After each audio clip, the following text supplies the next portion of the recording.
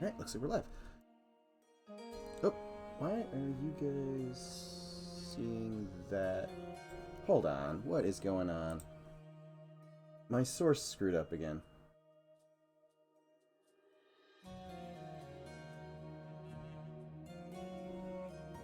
How does it keep doing this?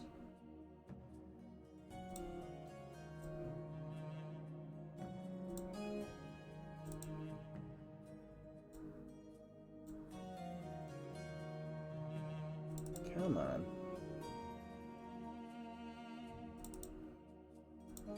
There we go. Now you guys are seeing the correct screen.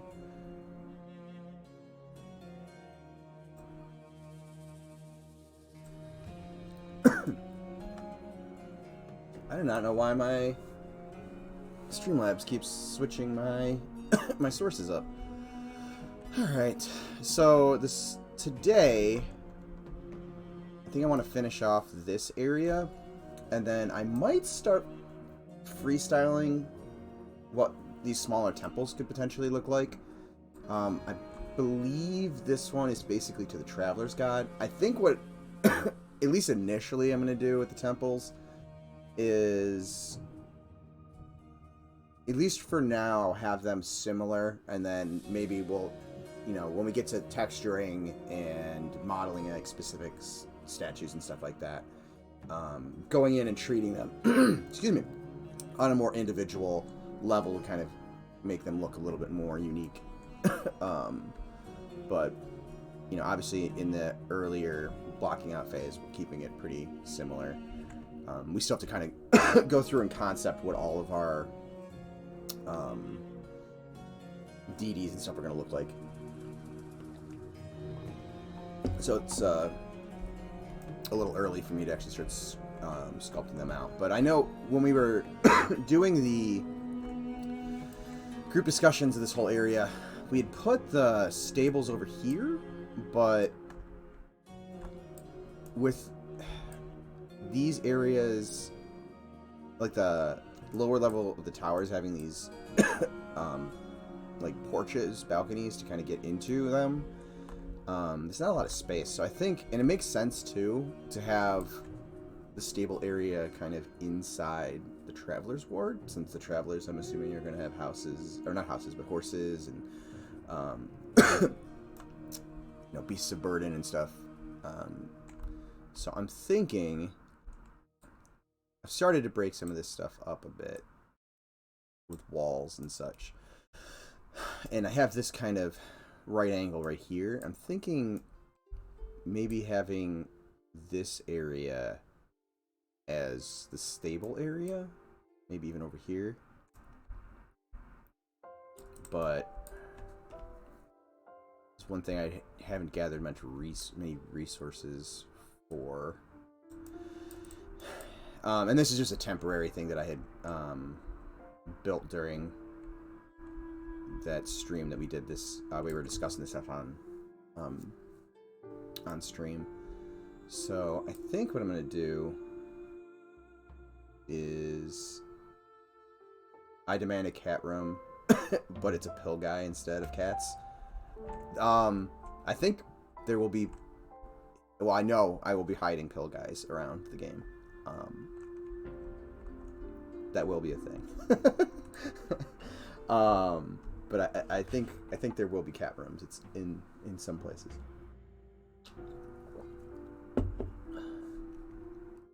Okay, so I'm trying to think of how this is going to work. Players walk in that area.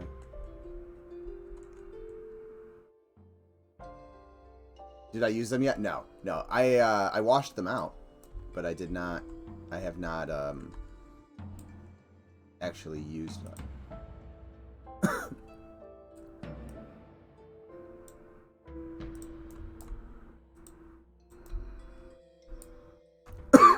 Oh my god.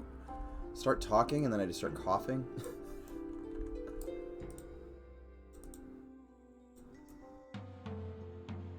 Uh-oh. Ah! Unity crash.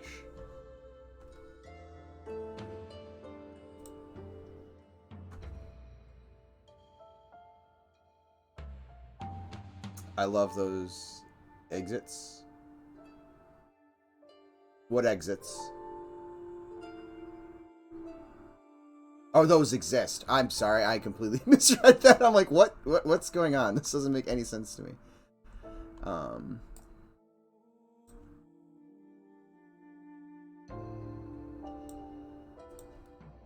I've had Unity crash a couple times lately.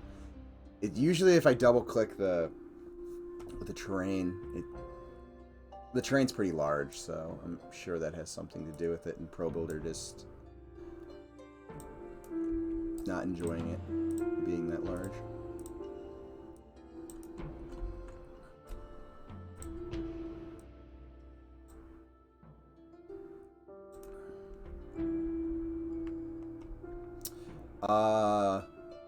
Stoic Outrider. Welcome to the chat. How's it going?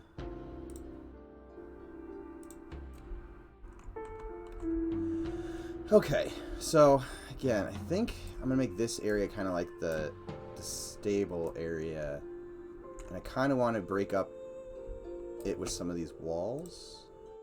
So I'm just gonna kind of really quickly rough in more of these kind of divider walls.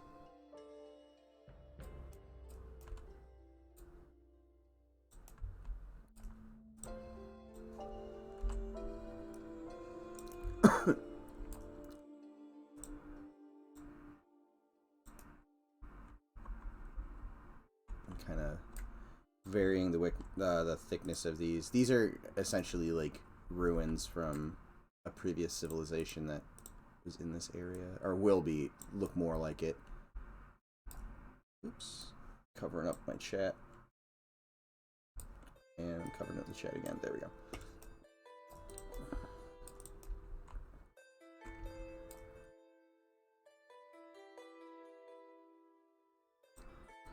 Come on.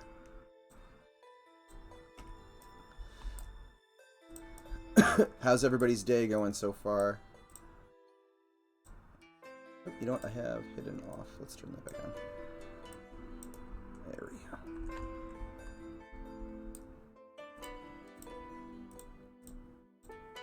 I think I want to make this area over here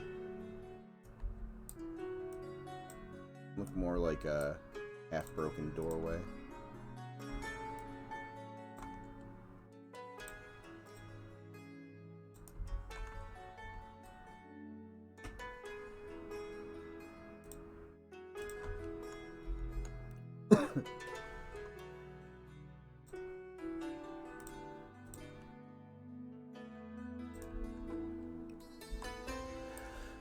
Ooh.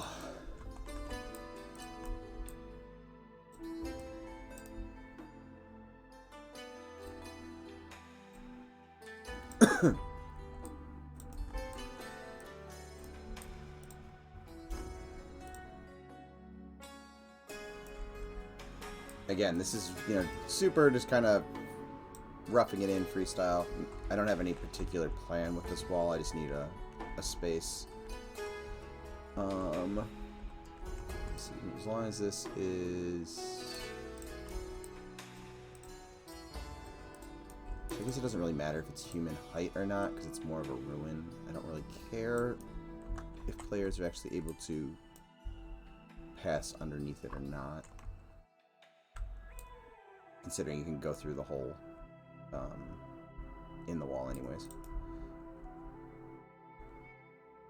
Okay, so we got that, and then let's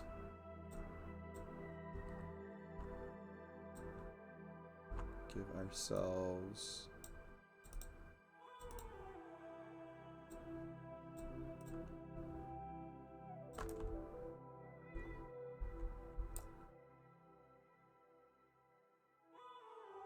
another part that's coming off of that.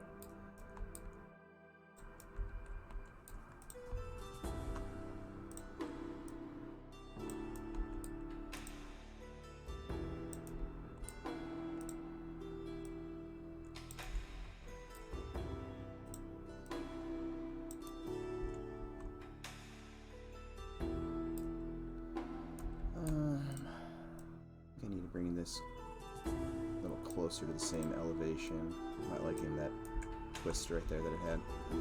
Okay, so we got that. Now, again with the stables,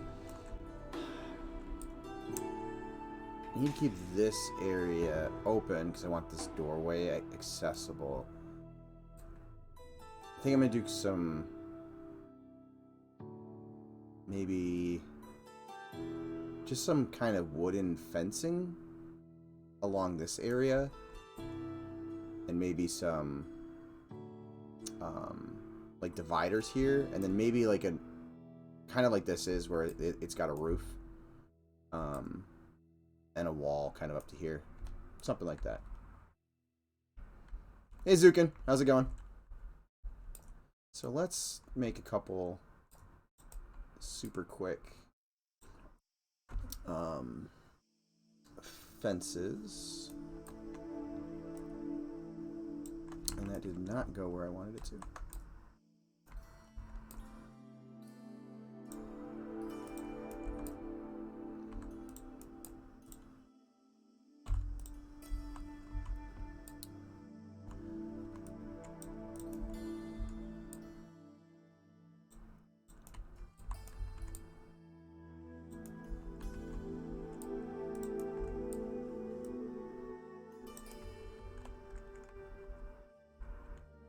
So that's gonna be really high.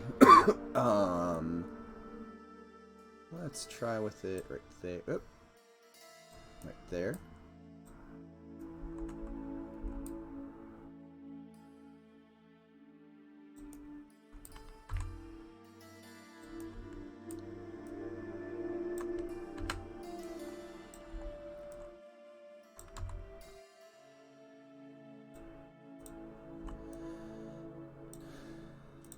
And these might be something that, or not might, these will probably be something that I actually go in and model in Maya. This is just purely for the block out.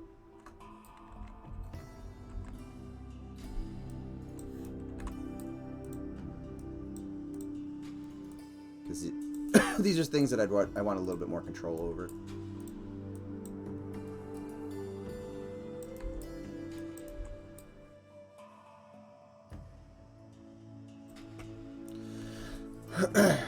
Logged into work and checked at my calendar and find I have to deliver a slide presentation on what I've done at work lately. So I guess I should get slides. That sounds fun. Uh-oh, don't crash on me again. Yeah, there is something going on with that. Do I want it to be double? Single? Crossed?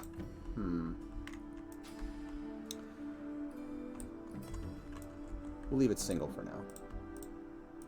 And we'll just throw a wood on there.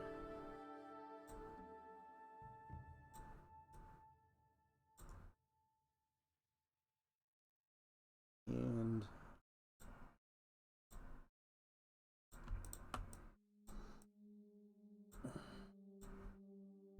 just link those together.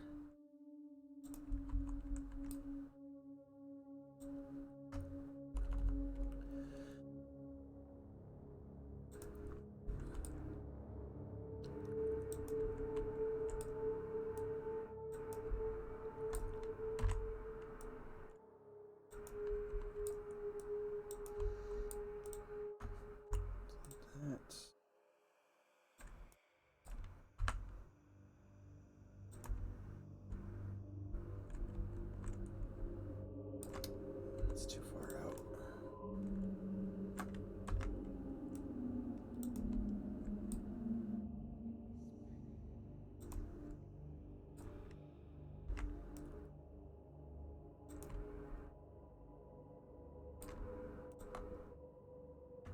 Let's bring that down.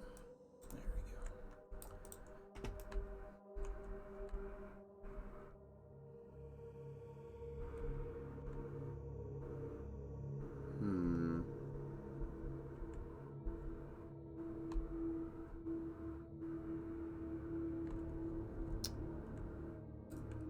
one's going to take a little bit of playing with, I think. Again, I'm not necessarily a fan of the way these look.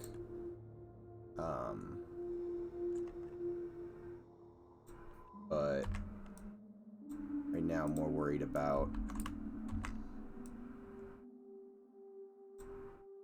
just kind of the general layout of what this is going to be.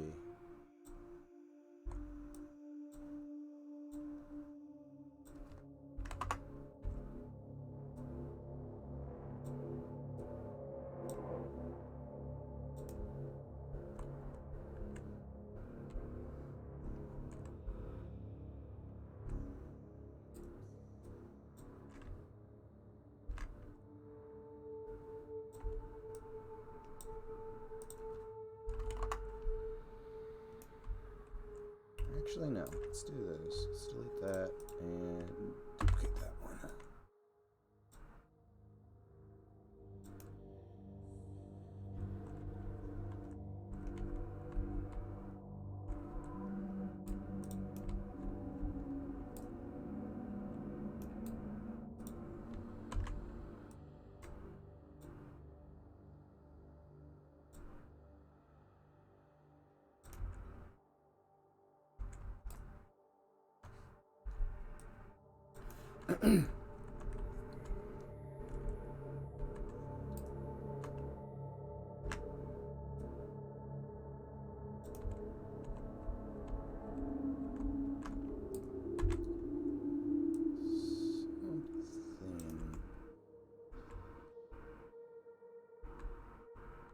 Like that. Oops.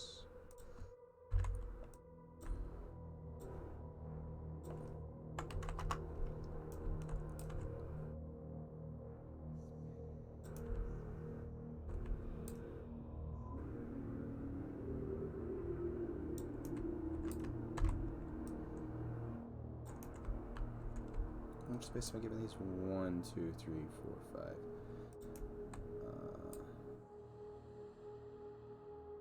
Let's do these by 4s.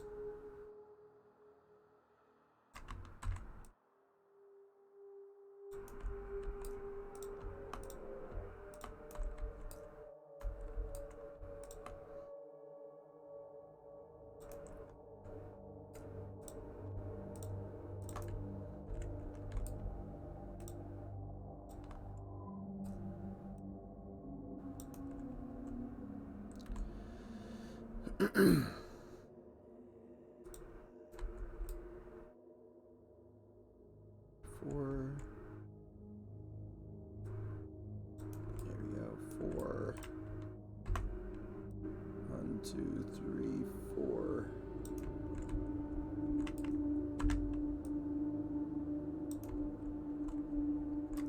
So you guys are watching Counting with Paytas today. Alright. I don't know if this needs to be this wide. We'll see how it goes. Actually, you know, this is enough of a stable looking area. Obviously, again, the fencing and stuff will be more finalized for sure. In terms of the look, because right now this is just super representative. But honestly, this isn't too bad. I might not even need this type of a structure here.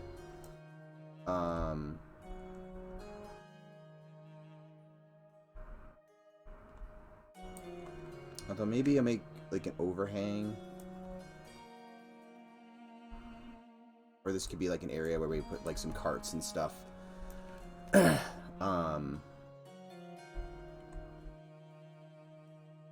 Something like that.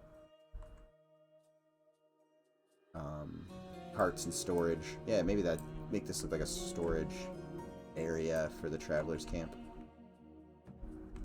Now let's do this.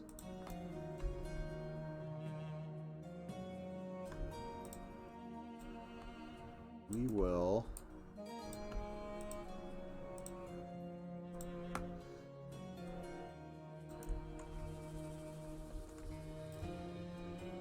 turn this more into a structure.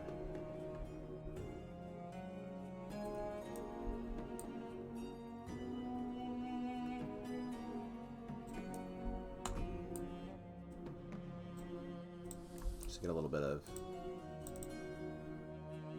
Oops, let's... There we go.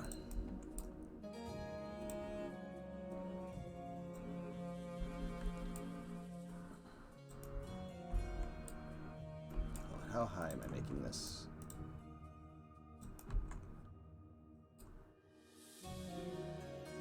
Two, three, four. Okay.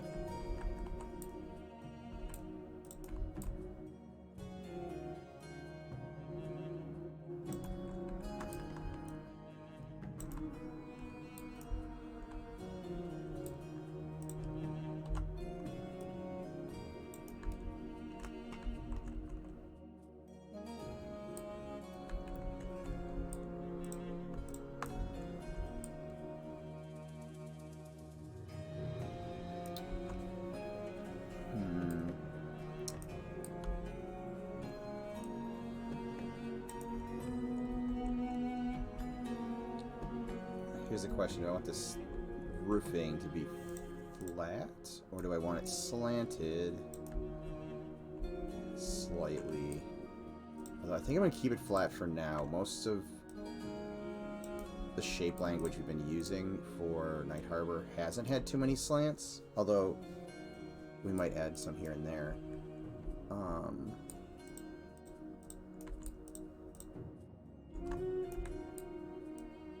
But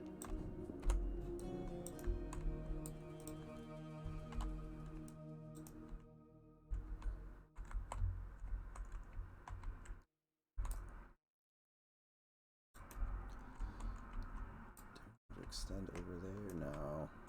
Let's do that.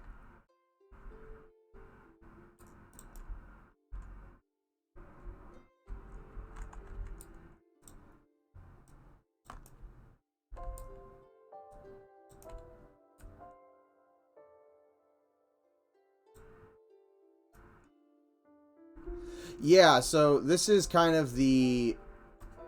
again, it's super roughed in right now, but this is kind of the Traveler's Ward.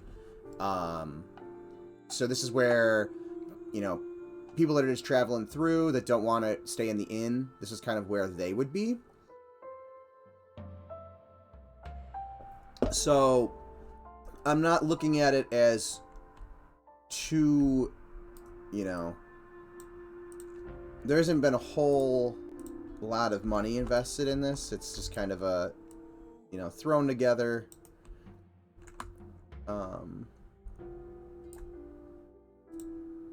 Relatively quickly is kind of how I'm envisioning it. Just enough, you know, just enough shade for the horses and other beasts of burden that might be traveling, camels or, you know, whatever's kind of passing through. To get them out of the sun.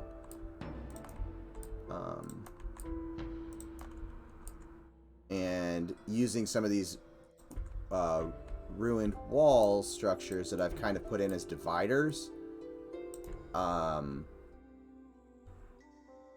as kind of the back walls, so that you just have to, you know, like you're using less resource. They would be using less resources, that type of thing.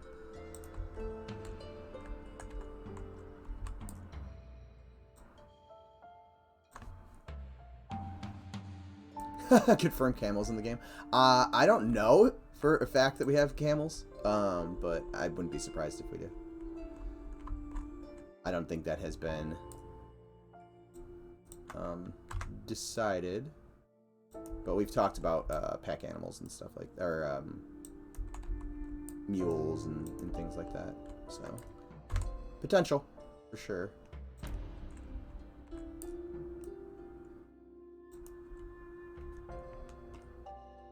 Hey Regis, how's it going? I'm doing pretty good.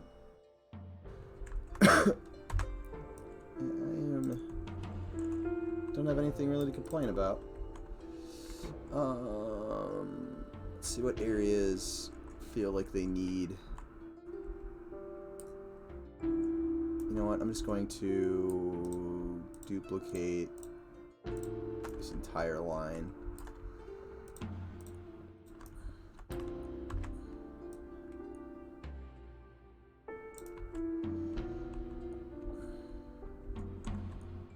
Move it there. We'll delete those. They aren't needed anymore. Move this here.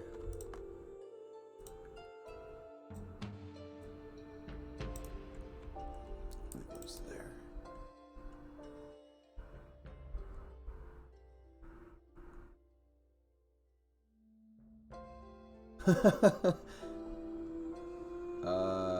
Doing good here. Happy 420. Happy 420. But since I woke up. Yeah, unfortunately, I have not partaken in that in years, but that's more because of employment than anything else. But happy 420, for sure.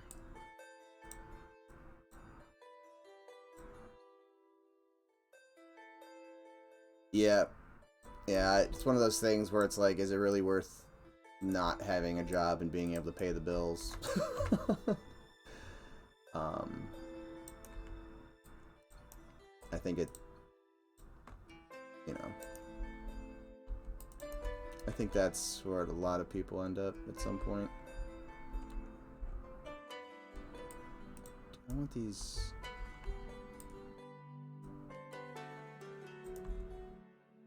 But why is this? What is going on here? Hold on. Is this walls UVs? Okay, the UVs on the wall were like rotated. I'm like, why is everything leaning? It was really messing with my brain there for a second.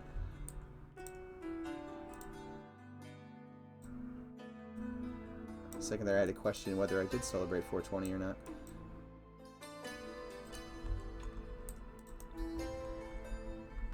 Nope, don't like that. Uh-oh. Oop, there we go. Let's hit save.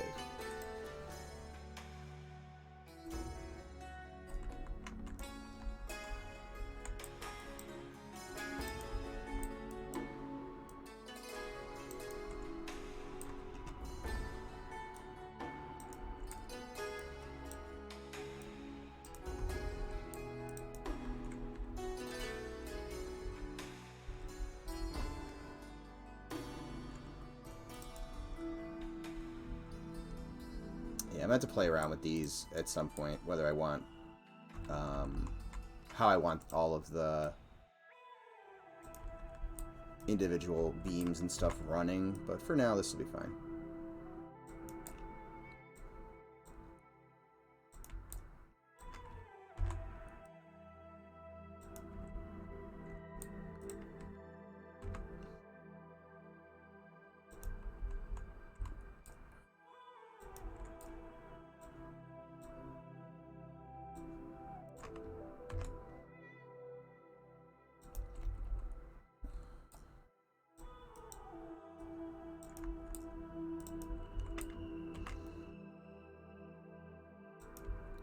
Did I not move this one up 4? Hold on, what is going on? There we go.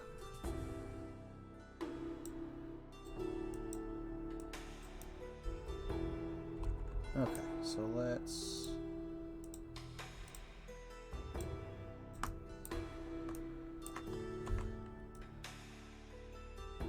duplicate these.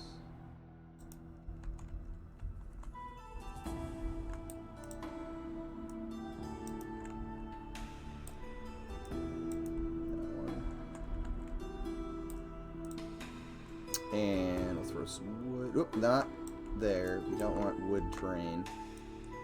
Oh my gosh. There we go.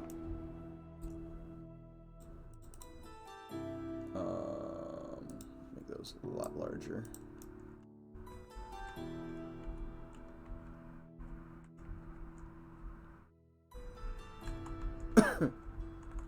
And then I think this area right here I'll make a...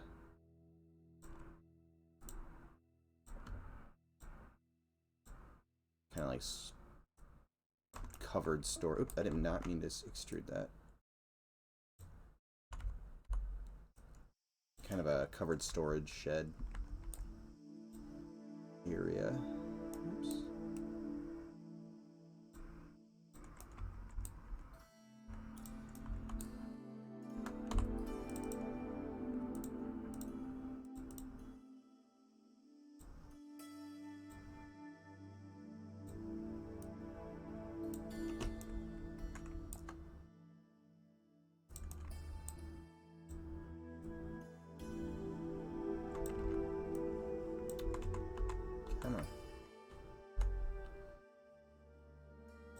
What is going on with my computer today? It's like jumping selections.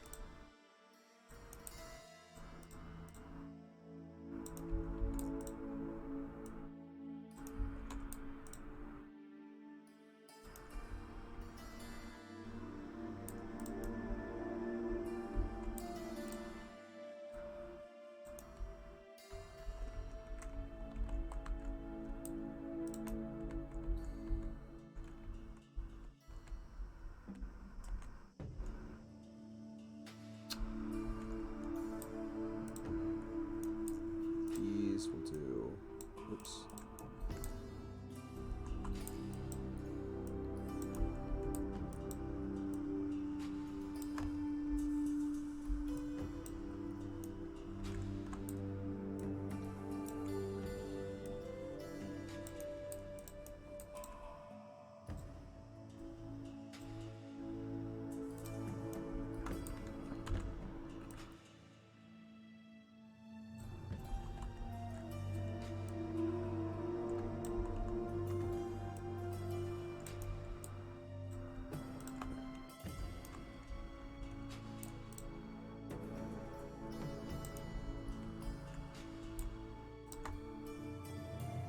Oops. That is because I have the hierarchy.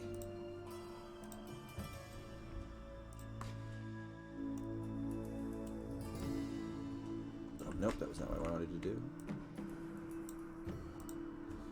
Get that one. This one, this one, this one, this one, and that one.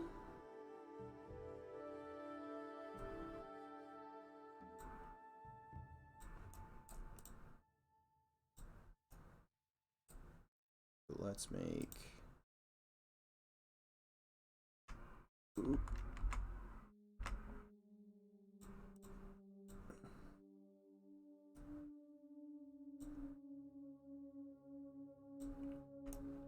Okay.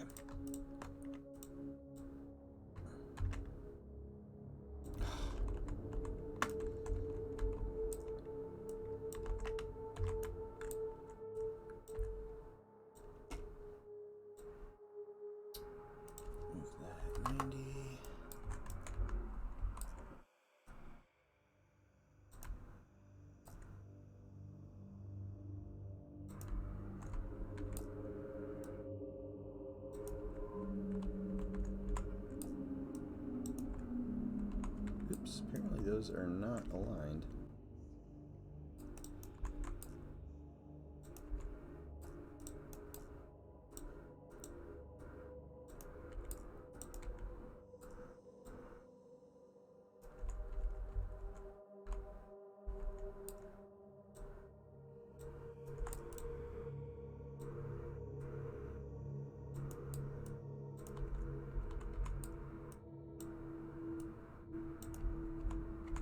Alright, that's better.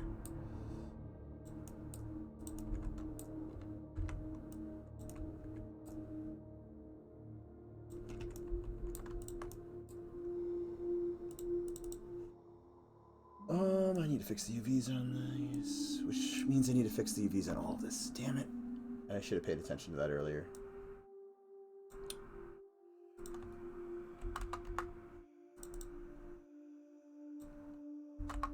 Reason being the... Oh, I'm going to fix it on some of them. Wood grain generally runs down the beam. Not across it. Uh-oh. Damn it, it did it again.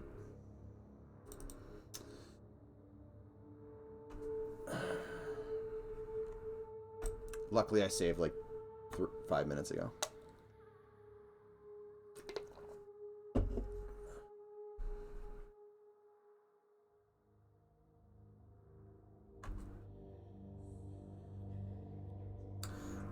I'm gonna have to...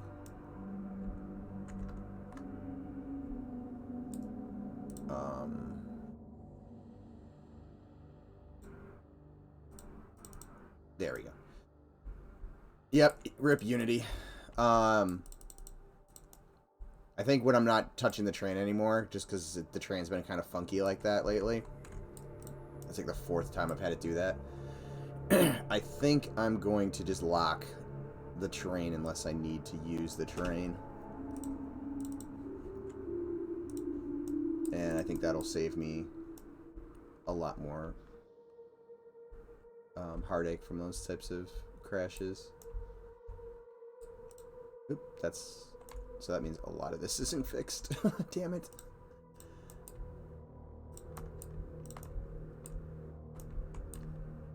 Alright, we'll just move this back here for now. And then I think, again, this is going to be kind of more of like a storage shed. Maybe I make it larger.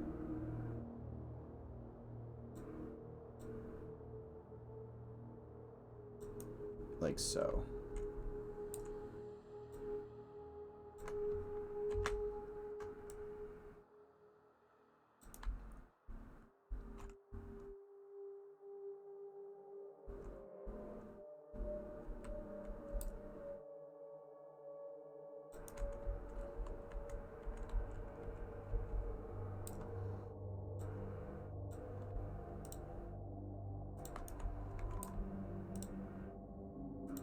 Something like that.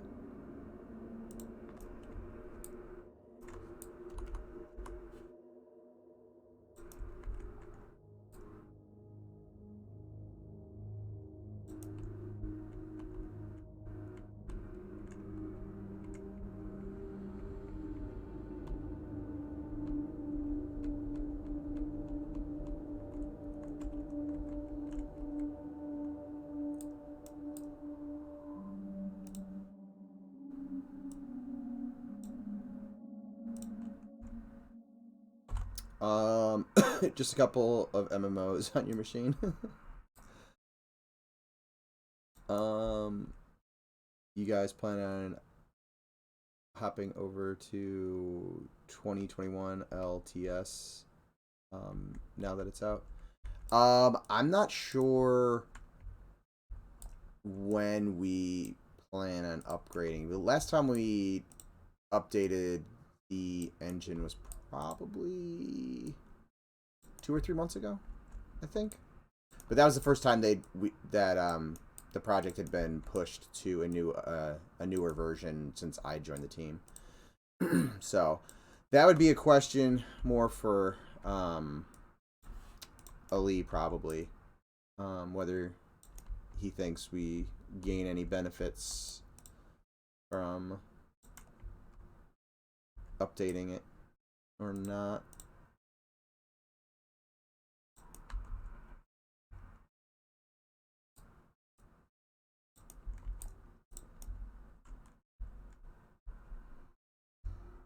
Okay, I think I do like having these more slanted. It feels more stable, like.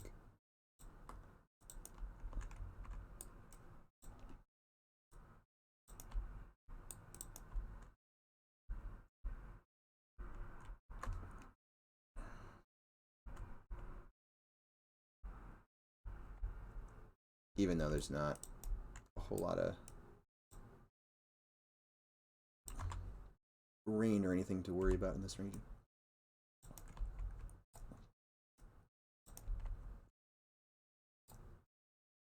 Actually, let's just grab all of these edges.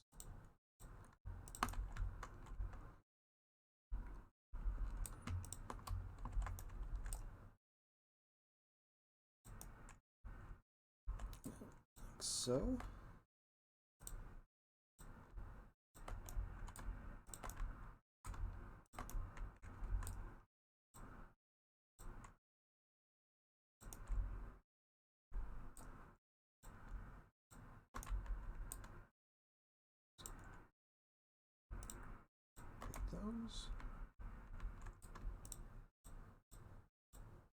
Oh, and yeah. Yeah, Snickerdoodle. There's definitely a lot of MMOs on my computer currently. Haven't really played much lately on anything, but MMOs and just RPGs in general. Okay, now we need to fix these corners because they look like poop.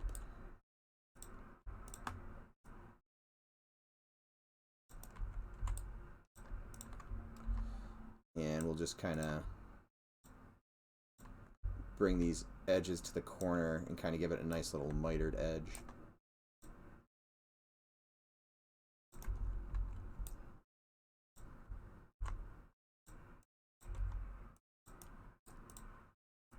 Like so.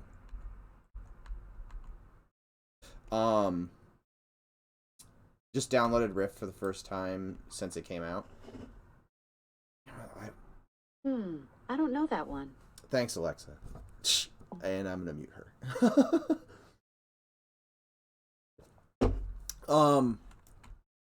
Yeah, Rift. I enjoyed Rift. For the little bit I played of it. I didn't get very far though. The world, the world-based Rift events were pretty cool. I enjoyed those a lot. But isn't that one that oh my god, I'm blanking on the company. Bought out oh my god, why am I can't think of their name. But yeah. Rift was really cool features. Yeah, Game Ago. There you go. Yep, that's the exact one I was thinking of. Yep, the killer of MMOs. Well, I guess the MMOs survive, but not in a good way.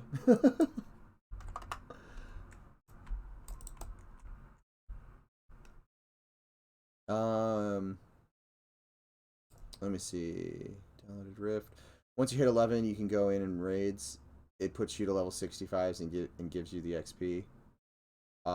Rift had really cool features. It just doesn't have the staying power. Yeah, I saw someone playing Rift, and yeah, you could just jump into raids and like get stupid amounts of levels, pretty quickly. It is a shame though that game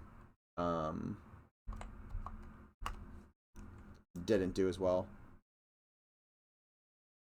Did you play it at launch, Squishy Mustard? Played it a bunch and really enjoyed it. Haven't looked at it forever. Yep. Sakoj, where they go to die. I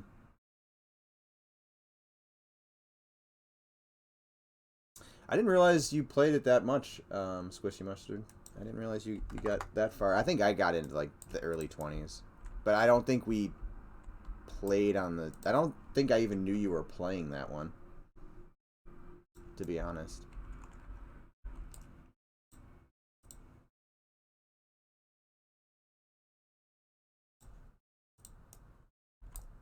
Oh, this is going to be one of those really hard to find angles.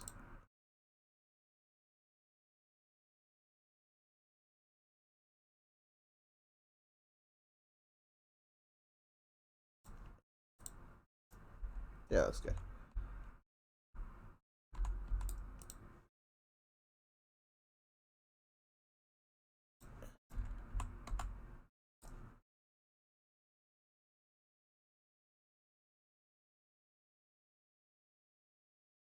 And that should look good. Yep. All right. Yeah, I got my mage from 13 to 33 in a couple hours. I was in a guild with Dulcie and Trendon from SA. Oh, I didn't realize you were playing with them outside of EQ. I told you that when I popped onto on to live, I saw Dulcie in the POK bank, right? I was surprised that there was still somebody on my friends list that was still playing.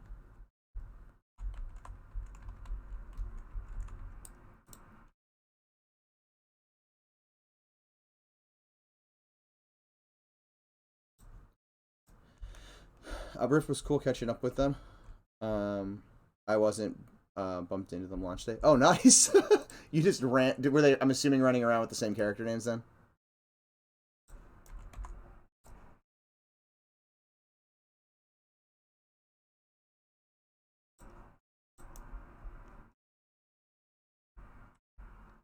Okay, I thought I did. I couldn't remember.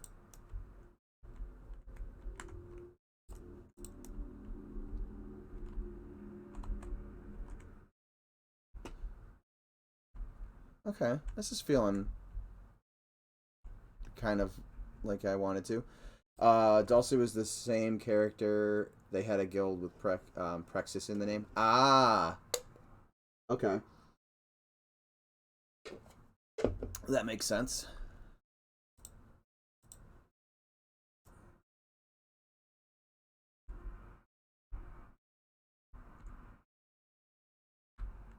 Yeah, I think that works. And then I need to figure out what I'm gonna do over here. Again, I think it's gonna be kind of more of like a storage area. So like maybe carts, crates, boxes. We'll do some crates in here, maybe piles of hay, that type of thing. But let's run around and take a look.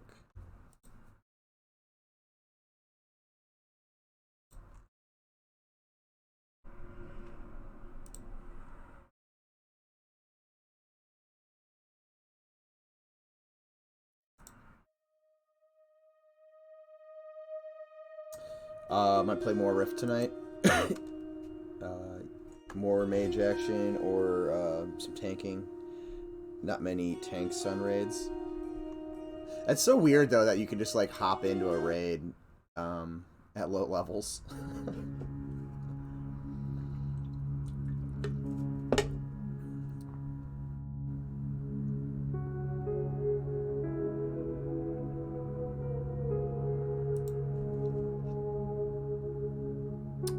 Weird. Why am I stuck loading? Let's try that again. Or was there a update? Hold on, let me check Slack. Make sure I didn't miss anything going on. Okay, I think it's good. I think I'm in Wormsbane. So yeah, I think that is Wormsbane music, Zukin.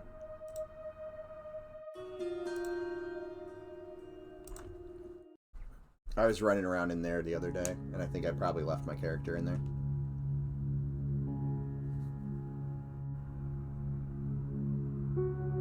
Weird.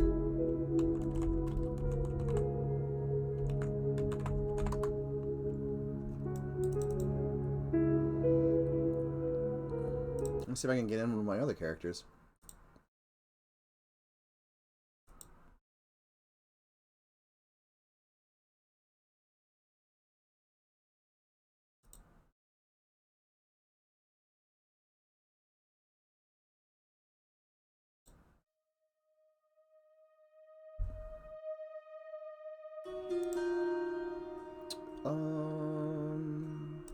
Let's use Fettis.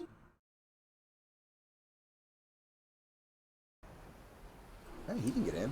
Is it... Let's check this out real quick in Ogre Scale, and then we'll go back over there. We'll go back into Wormsbane and see if it's the zone.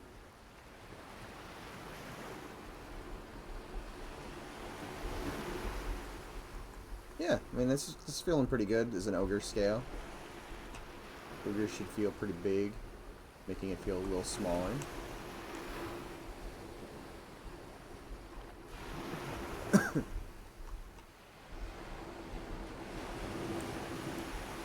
That horse is even like just, you know, spawn kind of sitting right here type of thing. Maybe right here as well. Make 2 little nooks essentially for them. I think that works. Okay, so let's check out Worm's Bane real quick. Oh, not join. What am I doing? Slash zone. Worm's Bane. Oops, if I can spell. Tomb. It did not work. Slash zone. Worm's Bane. Tomb. Oh, that worked. I wonder why my other character is stuck.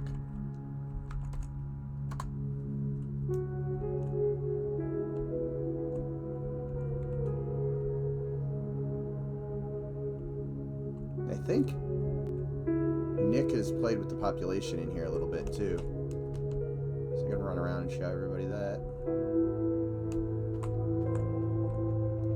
Ooh, we got a quartermaster. I did not notice that when I was running around earlier.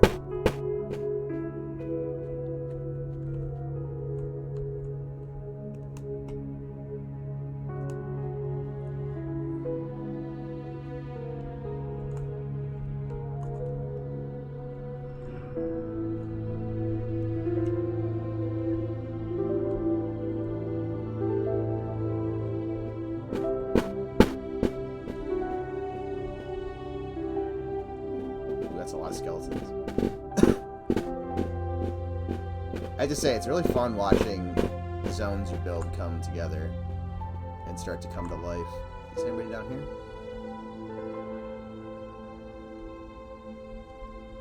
No, it does not appear anybody's down in this part yet.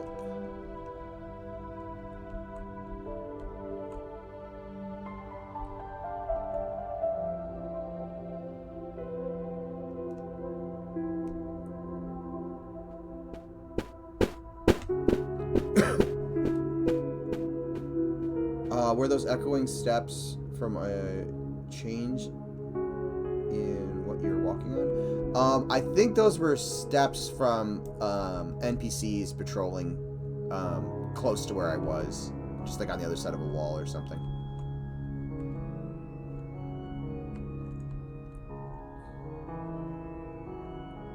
Ooh, they got red eyes.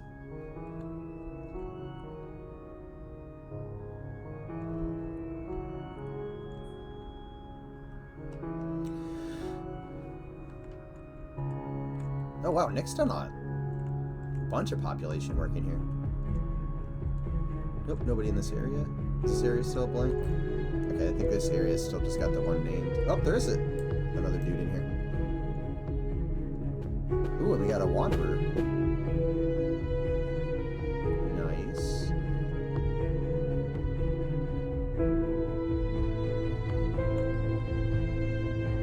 Anybody down here?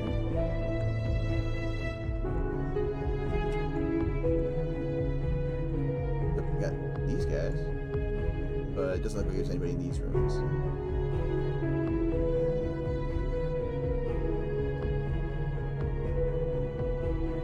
That's pretty cool. Let's run the other way. Yeah, Robert did a great job with this track.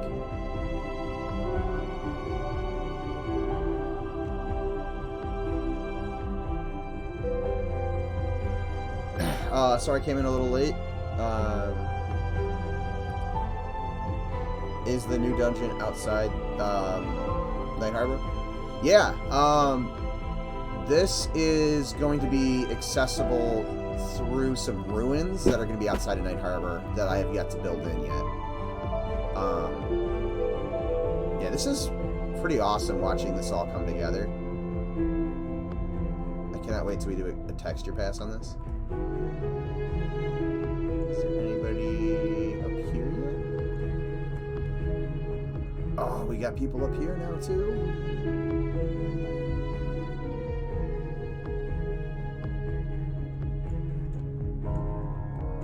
Only 3.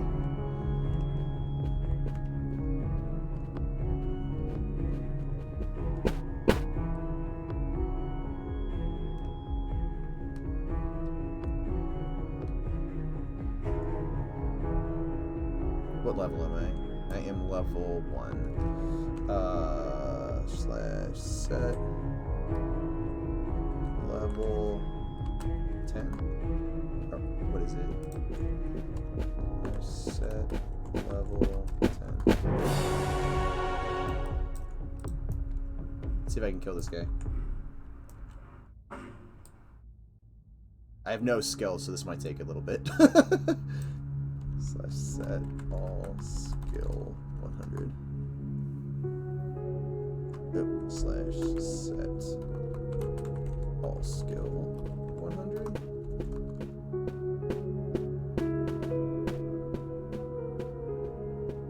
What am I doing wrong? I always do this wrong. Select all skill 100.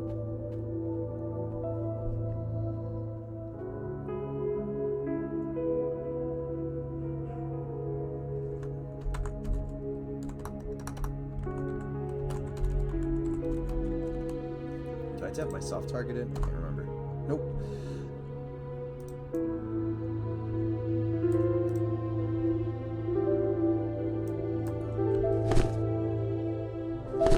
Where did I just take damage from?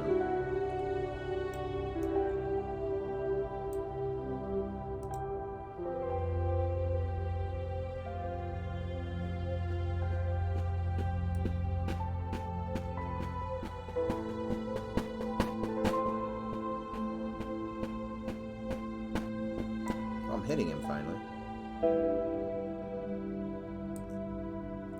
I have aggro off, which is why I'm not getting attacked, if anybody's wondering. Because when I was running around in here at level 1, I figured I should turn off aggro so that I'm not getting hit.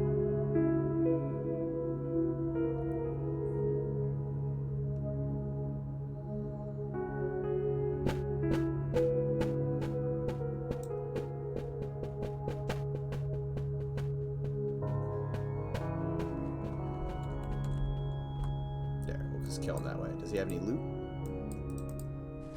Oh, he does have loot. Rare item coupon. Or not so rare.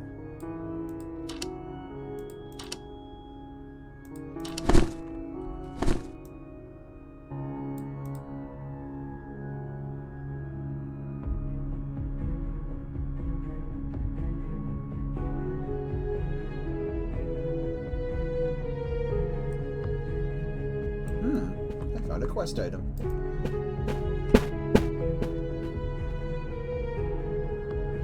Is there anybody down here?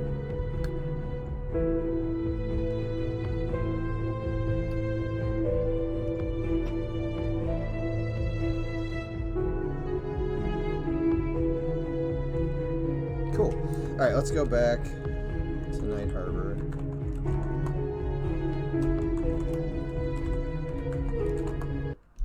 I'll try one more time to rescue my human character because it helps having a human character when you are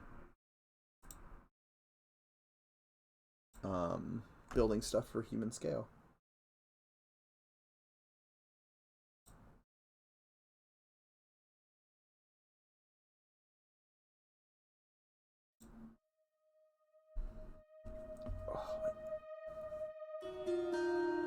I can tell it's getting closer to allergy season because my eyes are continually like burning. Alright, let's try this again. Hey, there we go.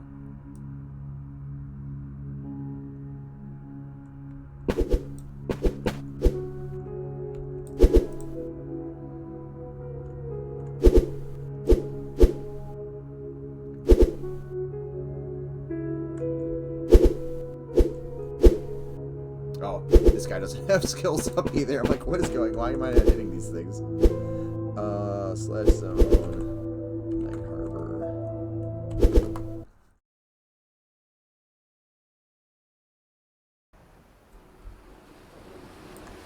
And let's give ourselves some speed.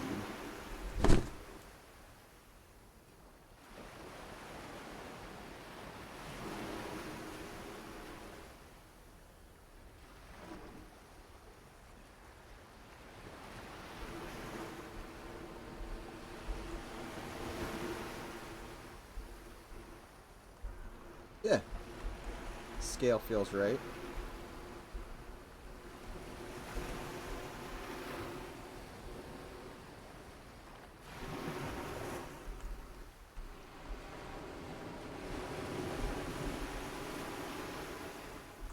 I think I might even make another little wall off of here, make this a little camp section. Again, these camps, obviously these tents are kind of finalized tents, but we want to add more tents as we kind of... Hold on a second. Is that a... Oh, never mind. That's the light catching that little overhang that I made. We want to add more tent variety, so like it feels like the tents didn't all come from the same culture or the same region, same city. So as we get more models done, as we determine more and more what the other cultures' like shape languages are and color palettes and things like that, we will add those in here to make these kind of feel a little bit more like unique air, like it's more diverse in terms of where all the stuff comes from. Make it feel a little bit more like an actual traveler's camp. No, this is actually not a combat area. Not to say that these might not be used by bandits in other camps. This is the traveler's ward of our city. So this is Night Harbor. And welcome to chat, Calabar. Calabar? Yeah. Or Dar.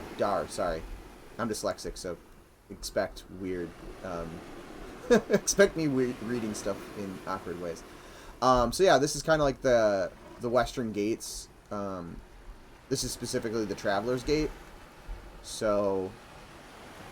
yeah, so you kind of come over here, there's like a checkpoint, and then this would be kind of where there's going to be some NPCs that are based on, that are kind of like traveling through the area.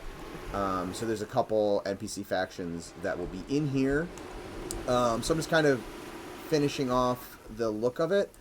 And then there's a little small fortification over here, for our garrison.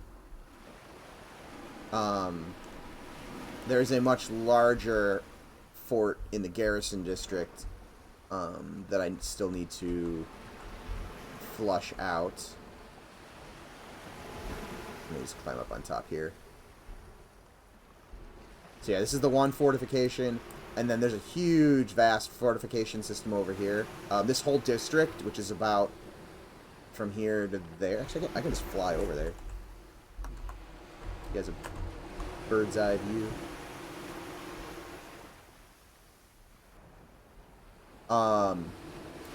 But yeah, this area is going to be another area that has some fortifications that I think some of the more martial classes, class trainers, are going to be either inside the garrison fort here or in the kind of training yard.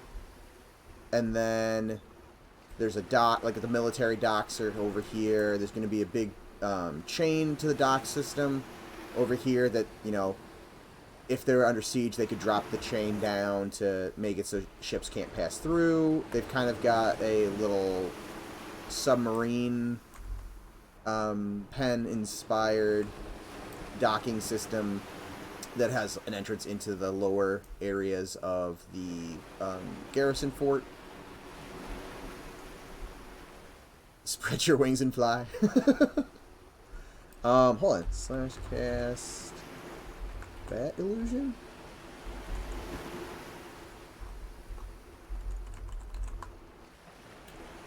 I forget what I'm probably just spelling it wrong. And then over here is going to be some kind of support buildings that would be for the garrison. So there's going to be some like administrative government buildings. So I started this one. I got to finish the interior of it. And I kind of want to... I've started getting the walls built out from here. I need to kind of bring it into these areas. And then these walls right here are going to be set up differently. So these walls are kind of set like they'd be defending outwards. These are going to be set to defend kind of both directions. So if, you know, the docks fall, they can defend against, they'd be able to defend that way. But they also could defend if, you know, the city has been breached from here or those docks. So kind of dual-sided in terms of fortification. But I also kind of want these governmental administrative buildings to have kind of either secret entrances from the walls into certain areas of them. There's going to be one here. And then once this one's kind of flushed out, I'm going to duplicate it over here and then kind of change up the flow of it a little bit. So there'll be one over here, one over here. I think we're supposed to have a temple to what is essentially like a warrior god. And I forget the name off the top of my head. That's going to be over here. Or potentially in this area. But I think we're kind of running. I don't think we have the space. So I think it'll be over, like just over here somewhere. Let's see. Whoop. Thanks for the follow, Kaladar. Let's see. Whoa. Close enough. When you get back to Night Harbor, could you show us which direction is north? I am looking north right now. So let me set, or time set 7 a.m. So if you are looking at Night Harbor, the sea is south, and north is the mountain range over here. West is where Shaded Dunes is, and then the river, and then the ruins that'll eventually be on the other side of the river are to the east. So that is the cardinal directions.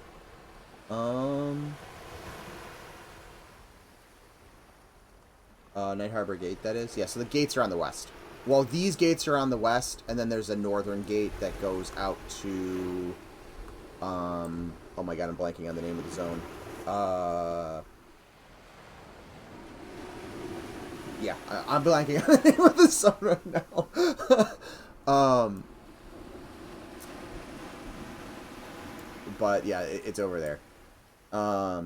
Which, there's another newbie yard. So there's going to be a newbie yard over here and a newbie yard over here. You can actually see one of the bats flying around in the newbie yard right there.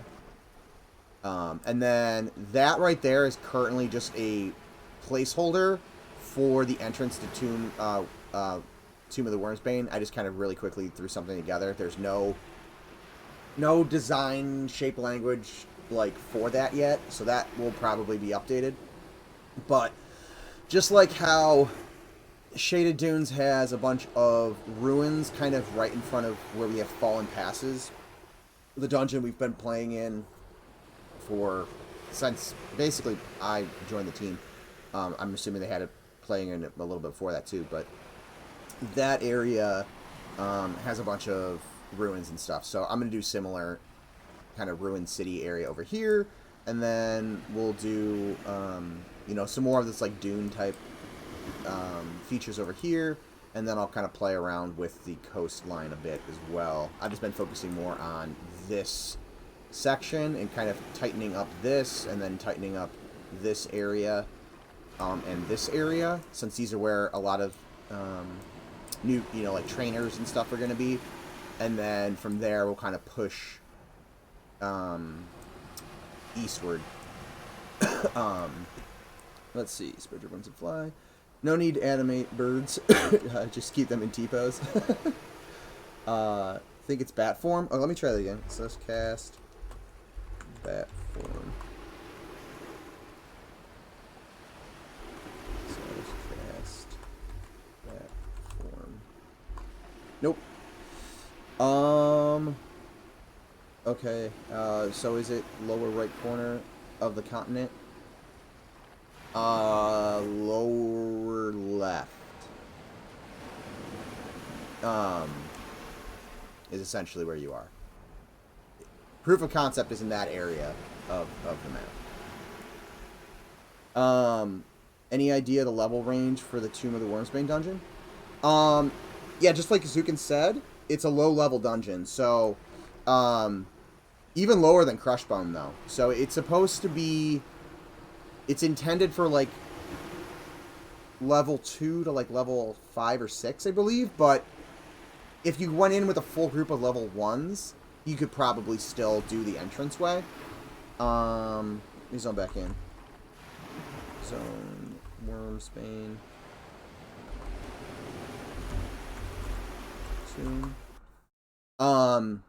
So yeah, it's a real low level. Let me turn off the aggro, because this guy does not have skill ups, so he's just gonna get into long fights. But yeah, so this whole area right here is probably, I think, granted, I haven't played since Nick has done more work on it, but these were all like level 2 last time I was in here playing around on a character. Actually, I could probably just slash stat, is it?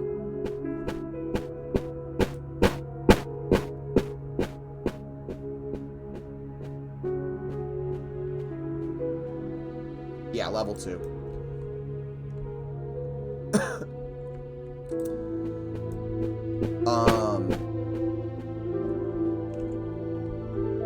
So yeah, this area is probably, is essentially stuff you could do. You could camp right out of the bat if you wanted to do that. And then as you get further down, you're probably getting into higher level stuff. And I think the stuff down in the tomb area, which is this lower region, is more for like 5 to 8, that level range. I think these things are, the more elite mobs are in that range.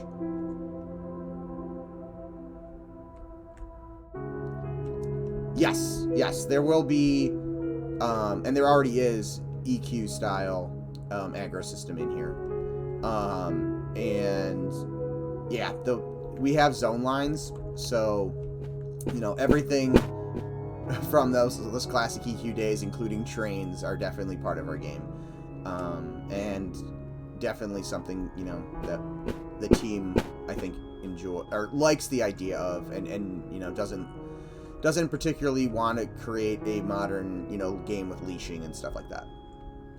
So yeah, you'd be running out here. I don't know if this has a oh, it does. Need to whoop.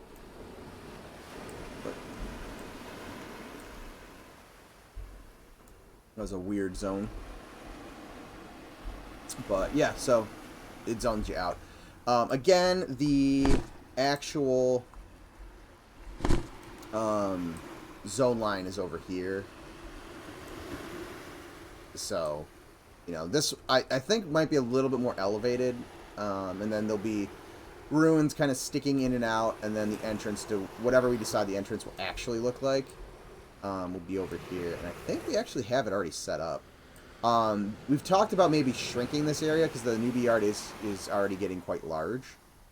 So that might be scaled back. Like these walls might be moved a little bit more to the east. But I think we have the zone line set up over here. And again, this is I threw this together in like probably 20 minutes, if that. So this is not by any means what that might end up looking like eventually. But let's zone back out.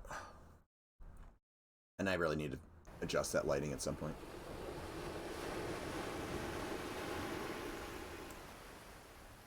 There we go.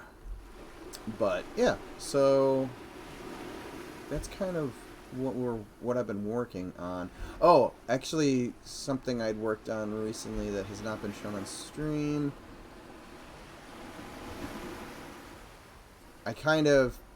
We had talked about I've done this off of a concept, but I kind of freestyled this a bit and made the similar parapets that are kind of running off here, that are kind of more of an ancient wall structure. Kind of built that into here and made this more like this is being built on top of an old building. And then you can kind of see, you know, the sides of it over here. And then this area is now, this road is essentially a little bridge, so you can kind of see the little arch of it underneath. But you can't get down there. This one's not intended for you to get down under. So, and I did this also as a test to play around with how we want to handle these. I need to play around with it a little more. As you can see, the character's feet kind of fall into it. So I think I just need to grab these planks and kind of squish them down on themselves a little bit more to play with the collision. Or I just need to bring up I just need to tighten the collision a bit. But before, when I didn't do it this way, so there's like an invisible collision here, it got super bouncy because of all just the tiny little nooks and crannies. So just need to play with that. Or maybe a couple of them can have a little bit of a bounce up. So I'll just play around with how the collision works in this area. But this was kind of a quick experiment that I did yesterday.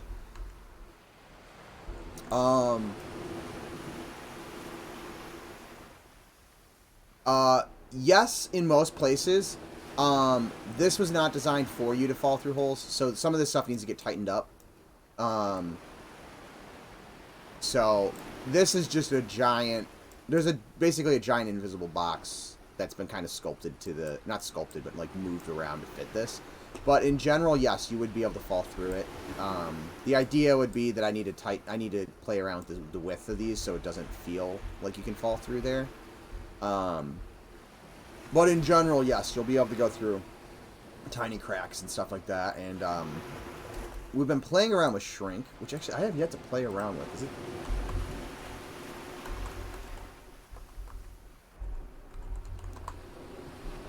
Oh, I guess that's not been pushed. Yeah, it's not been pushed. So we're playing around with shrink and stuff like that. I intend to play with for dungeons and stuff like that, like secret areas where you need to, you know, shrink down to send somebody through holes to, you know, open up gates and stuff like that. I think will be fun, cool mechanics. Also, I played around more with the bank, so the bank's a little bit larger now, because it was really, really tight on the inside, so I kind of widened it out, and now we have got space that we can have like 4, you know, bankers kind of just chilling there, which should give people enough room, especially considering, you know, the proof of concept, we only have the one city, so, you know, if everyone's at the bank, you know, there might be a lot of people in here. And then, you know, you could always just also click open the doorway and kind of walk up behind. So there's plenty of room if we could have up to 4 bankers in here easily enough. So I played with that as well. What else did I do? I did a bunch of minor tweaks and stuff with just these towers and how they all kind of link together.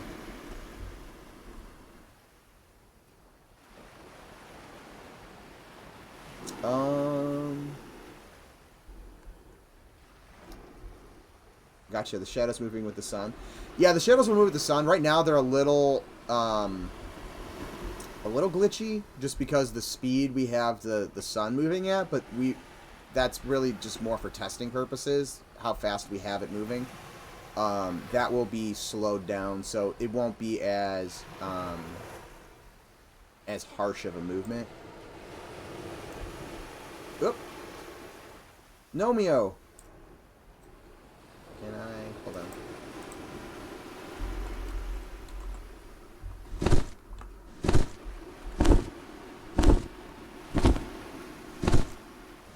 Got to punt gnomes. We got a bat. We got a gnome bat. Bat form. There we go.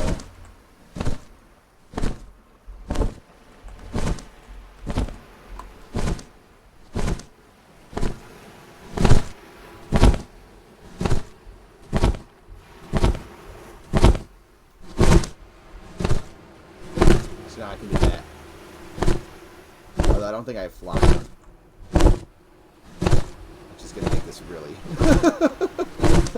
really, weird to run around like. You know what? I'm gonna make I'm gonna hop on a gnome myself. I have yet to run around in this area as a gnome. So let's run around as a gnome. Imagine a scenario where you can shrink a gnome to fit in. I'm very much pro being able to shrink gnomes. I don't know if we're going to do that, but if gnomes can be shrunk, and especially if gnomes can be shrunk more so... Hold it. Wrong character. I thought this was a gnome. What was my gnome character? But yeah, if we can shrink gnomes, and gnomes can be shrunk more so in like their scale can be shrunk down smaller than let's say like an ogre or you know, one of the medium-sized races like human. I think that could add some cool... Oh, I was a deep gnome, that's why. Hunt me. That was my gnome. I pulled before I went live. So we should have animations. Yay! Oh, I'm in the old. For anybody who hasn't I forgot that was even in here. For anybody who has not seen some of the older work we did before, because I've been stuck in the new Night Harbor on most of my streams lately. Well, I guess stuck isn't the correct word, but that's what most of my streams have been doing, kind of working on individual parts. Here's some of the other stuff. This building structure will be actually in Night Harbor, the new Night Harbor. This was kind of one of our tests that I did before Ham gave us the new Night Harbor lore and Night Harbor layout. So I was doing a bunch of testing. You can see how the gnome can like fall through stuff. So I was playing around with not having it so the gnome can get like stuck with the other one. But this is some of the other stuff that I was playing around with for scale tests and things like that. So there's like little gnomish structures. So this would be like a gnome house. Little apartment with gnome windows. Although the gnome window needs to be lowered a little bit. You can see we've even shrunk the gnome since we originally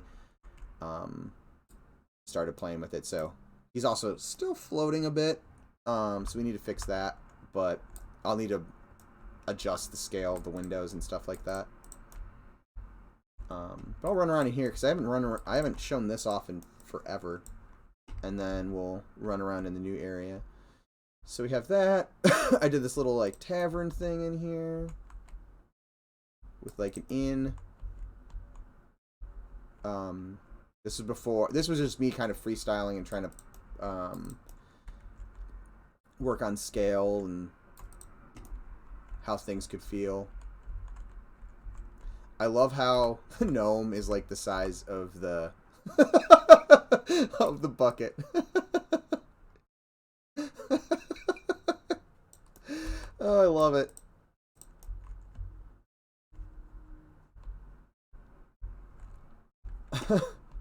That's good. Some of this stuff is actually over in the new Night Harbor.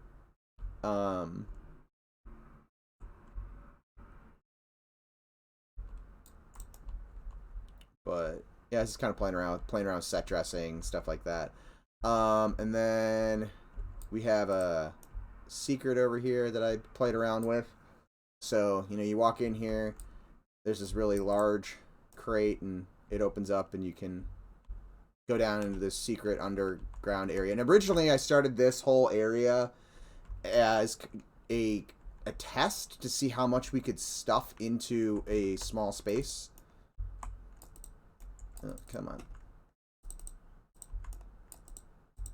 There we go. So initially, this was all inside this because I didn't have a hole in the terrain. It has a hole in the terrain now, so you'll see this is much larger than that. But we want to have encounter spaces kind of tucked into the cities, so this was kind of just a test on how small of an area we could use to stuff content into. So this was kind of just playing around with that. And it used to only go to this, and then it's expanded and gotten a lot deeper. But this can get reused in the new one as well, or placed anywhere. So this is kind of like a bath. So I fill water in there. We can have a gnome party in the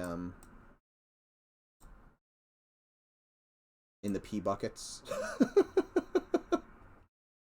Punt me, Nomeo.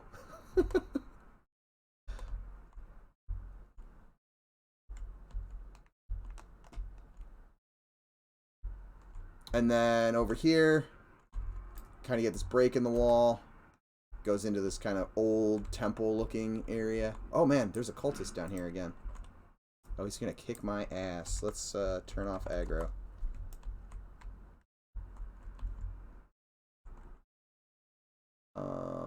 Oh no, he wouldn't kick my ass. He looks at me kindly. So yeah, kind of a little cultist area down here. Then there's a little secret area. You kind of walk down here. And Sean's actually brought this into another section of the game. I want to play around with this a little bit more. I want this to be a longer, more treacherous way, as opposed to just coming down, kind of like running along the side here and then looping around. But anyways, you got to drop down here. And then just like the hole in EverQuest, you can't get back up through here. So you're kind of stuck down here. There is a way out, but you have to kind of like progress to get there. So this whole area has been added to another part of the game. Or portions of it anyways. And then you kind of go down here, and there's all sorts of different, you know, different areas. I was kind of playing around with how we wanted to deal with geometry. So this area down here is a little bit more squared off, and has more of a classic feel, where it's really more boxy in terms of how the cave structures and stuff are done. Some of the UVs are kind of screwy, so don't pay attention to that. Those will be touched up at some point. We can pop up here, and then this one's a little bit more rounded. So I was just kind of trying different things to see how we, you know, what we like, and what we don't like. This one's even more rounded.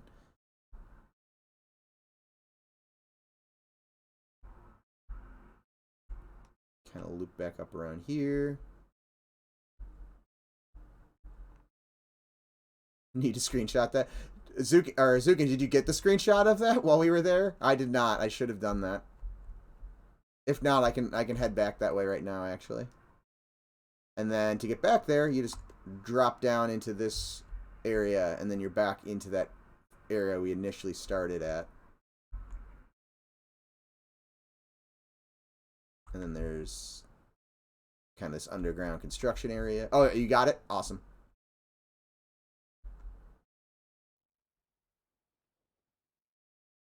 And then the one thing I showed you guys with the planks was inspired by a concept Goblin had done. I'm not gonna. I was about to throw myself off the edge, but that would have totally killed me. Let's not do that.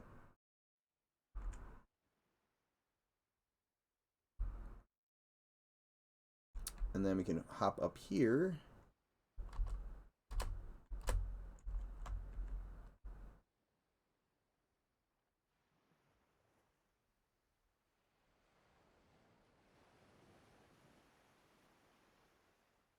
There's a little bridge over here.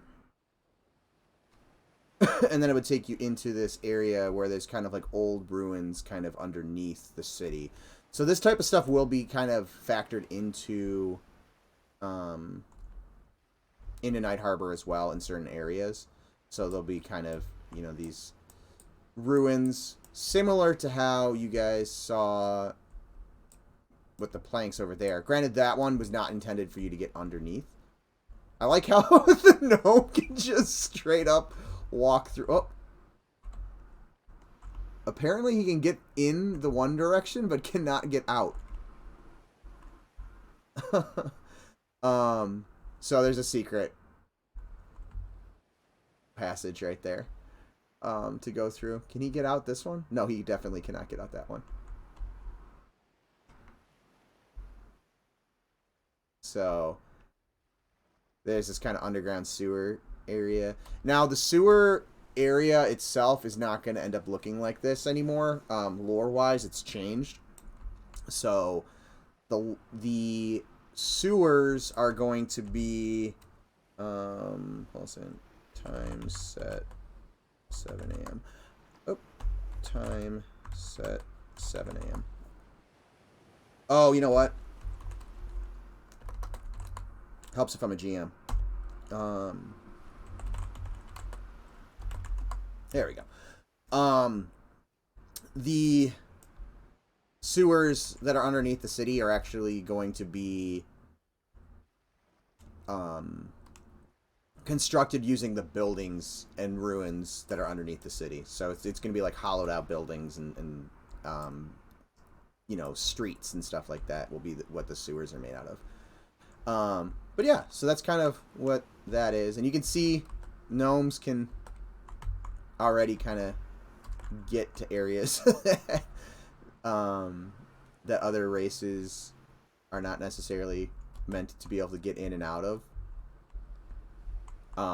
So I was playing around with how do we want to handle areas where we really just don't want people to be able to get. I mean, obviously, you know, they're very tiny, and if we're able to shrink them, they're going to be able to get to other areas. So we're going to have to play around with, do we want them to be able to do that? Do we not? But yeah, that was kind of a test that I was working on. So let's go back into Night Harbor now.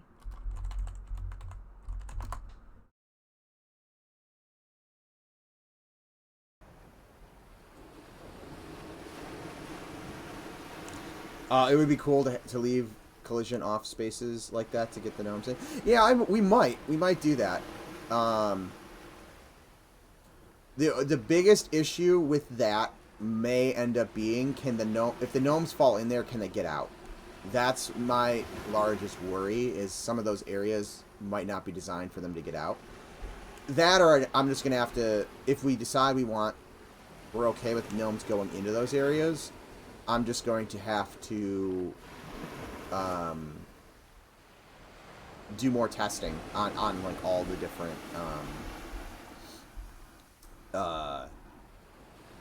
areas. So like, if a gnome falls in there, are they able to get out? So we're not having to, you know, send GMs in there to get them out, or have them get picked up by a druid or something like that. So there will be some having to, you know, think about those types of issues which can arise.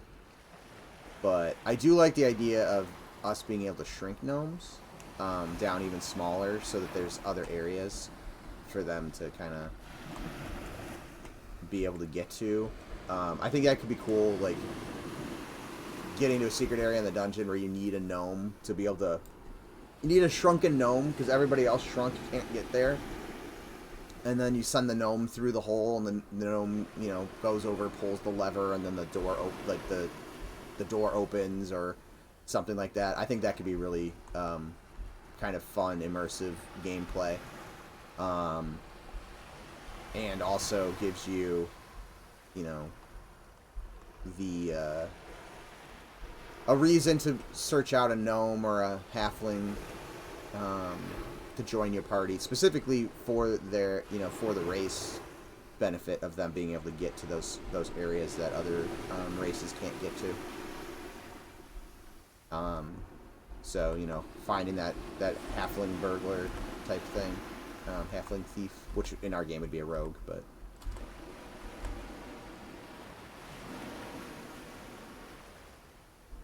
God, they're so tiny. Especially evil ones that need to slip away. That's just part of the treachery of playing gnome. You can fall through. You can fall into a pit and get stuck. Poor little gnomes. Surprised that didn't kill me, actually. Imagine a gnome. Or imagine the home of rat wares that you can sneak into. They just shape change to a normal biped would never fit, unless you can shrink a gnome. Yeah, that type of stuff is gonna be fun. I mean, the gnomes can already do some things that other races shouldn't be able to do. Oh, this window. Oh, nope. Yep, they can go through those windows too. And I totally just suicided out that window. Punt me got punted, or self punted out the window.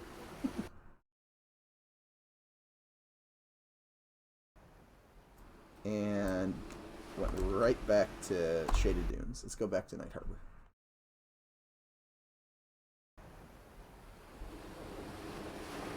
I need to do inverse of that. Large races can be yes, I would love to be able to play off of that as well. So, ogres being able to get to areas that other races can't, because they can, step up or jump further or something like that. I don't know if we plan on doing that or not with the character controllers. That needs to be fixed. Do I have that on all of them? And I just didn't notice it because I was running around as a human? Huh, apparently I did.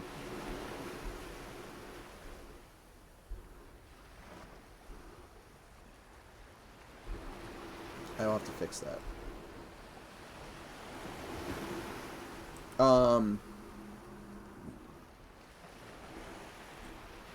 Can we duel in M&M yet? I do not believe so. Oh, Zukin isn't in the zone anymore. However, I can /kill Zukin. I've done that before. GM commands will let you murder other players, but I do not believe we have an actual functional duel system. If we do, I have not used it, and I'm not aware of it being put in.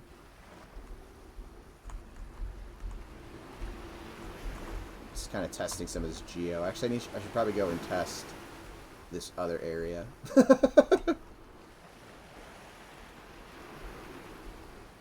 Zukin with the sad face.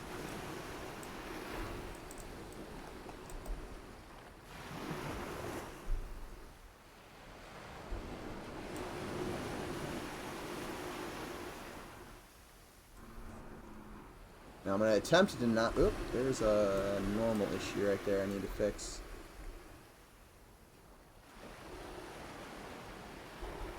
Where's this? 1, 2, the third one from that wall. Okay, I have to remember that. Oh yeah, that railing is too high. I kind of rebuilt this really tall tower, so I'm gonna have to fix that for sure. That is not the same as the other. That one needs to be moved up too. This is the problem with throwing materials on things before you are done with the grid. Getting the heights to match by eye doesn't always work. So that needs to be moved down, and then one of those other ones needs to be moved up at some point. Ooh, that is going to need to be moved as well, because you can run through that. Yeah, some of these are definitely going to need to get adjusted. Wow, these ones are really off.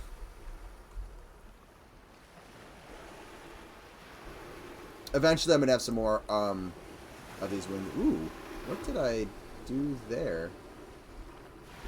All right, let's fix this. This is... I'm noticing all sorts of issues now.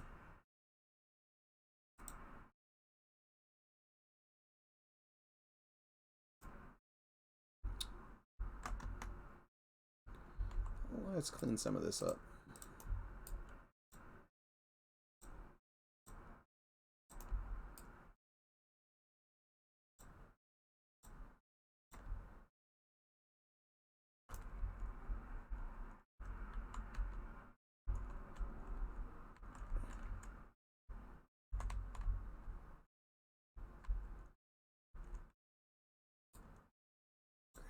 This up.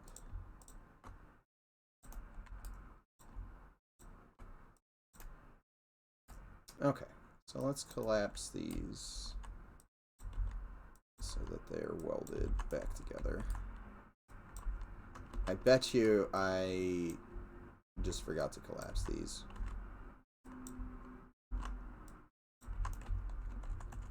And then moved something and did not realize I had something else selected, and that's why they were all screwy.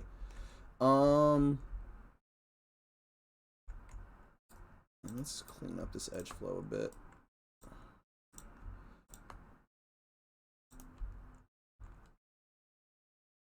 I need to collapse some of this stuff down because they're not... Well, actually, I need to make the other version of this so that I can collapse some of this other stuff down. There's definitely some cleanup work that needs to be done. Yep, actually, let's turn off selection. There we go. I know I don't want any windows off the back side of this.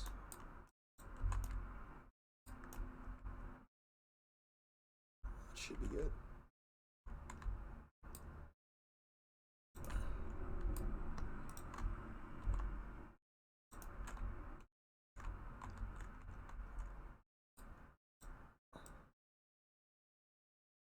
Actually, I'm going to leave that there for now because I might put an edge loop around the bottom. I'll fix these later, but that's going to... I'm not going to do this on stream just because I'm going to be sitting here grabbing each one of these like that and then moving it and then running back in and testing constantly, and I don't think that's going to be super fun for you guys to watch. Let's kind of work a little bit more into this area real quick.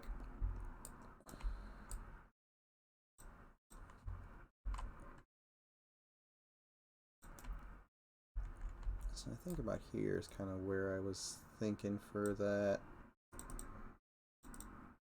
other wall, kind of pulling off of this.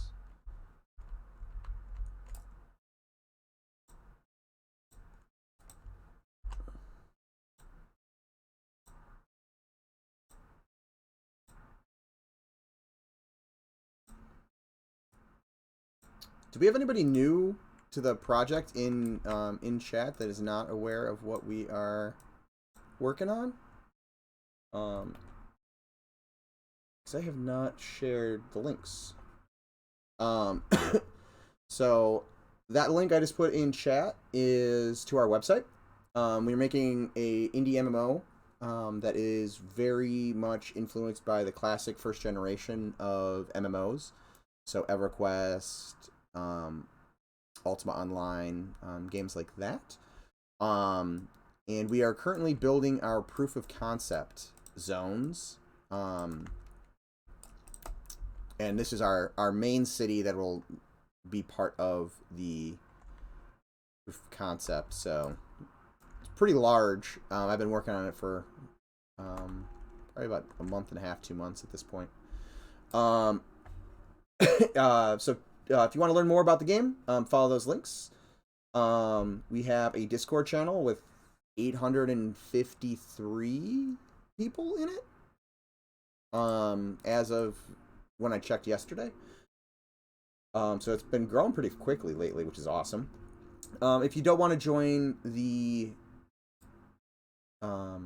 the Discord, but you want to keep up to date with what's going on, that is the mailing list. So you can keep up to date with that. These are the other team members that are streaming. And then we all also, if you want to get caught up on past VODs, we post our VODs to our YouTube channel. So that is the link to our YouTube. And if you are watching this on YouTube, if you could remember to like and subscribe and comment below and all that stuff to help us with the algorithm, so that more the algorithm will show it to more people, and we can get more people to kind of follow along and get excited about the game. That'd be awesome. I think I missed a chat.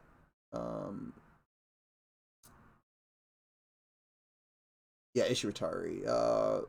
Watching you build the zone made me reinstall the level editor I used for Quake 3 20 years ago. I just I just play around with it for fun. I even found some of the maps I created back then on one of my old hard drives. Oh, that's awesome. Yeah, I have an old hard drive that from college that I was playing around with. God, this was years ago now. And I stumbled across some of the stuff that I had done, early on in college and stuff like that, and it was fun. Although I did lose a lot of that over the years because some of those hard drives would die, and then I would fix them, but corrupted files and stuff like that so I lost some of that stuff, unfortunately. Not that any of it was any good back then, but just for like nostalgia, posterity's sake. It's kind of sad that some of it's gone. When doing proof of concept stuff, how polished do the zones end up being for that? Do you fully texture them or build them out? So let's go to Wormsbane real quickly. Let me save this first. So Night Harbor is harder to kind of illustrate this just because it's gigantic. Really, Night Harbor is kind of like multiple zones in one. So, the amount of buildings that are going to be in this area alone is probably already more than all four of the free ports, or the 3 free port zones together. And then we've got, over here and over here. So this is essentially just multiple zones in size. So let me hop over to Wormsbane. Wormsbane, I put together the initial pass on it in... Let me move it so we can actually see it. In probably like 7 hours, I think it was. Something like that. Why is my camera being weird? My camera is being super weird. What the hell is going on? Oh, I was upside down. That was that was really weird. I'm like, why is it inverted?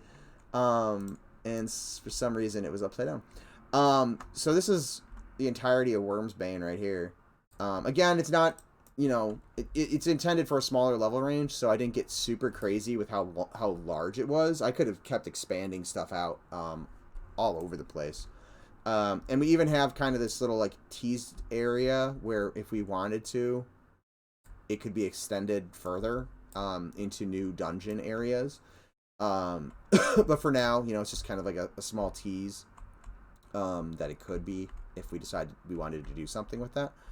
But yeah, this took me probably 7 hours-ish to get it to like a state where if we wanted to, we could start populating it.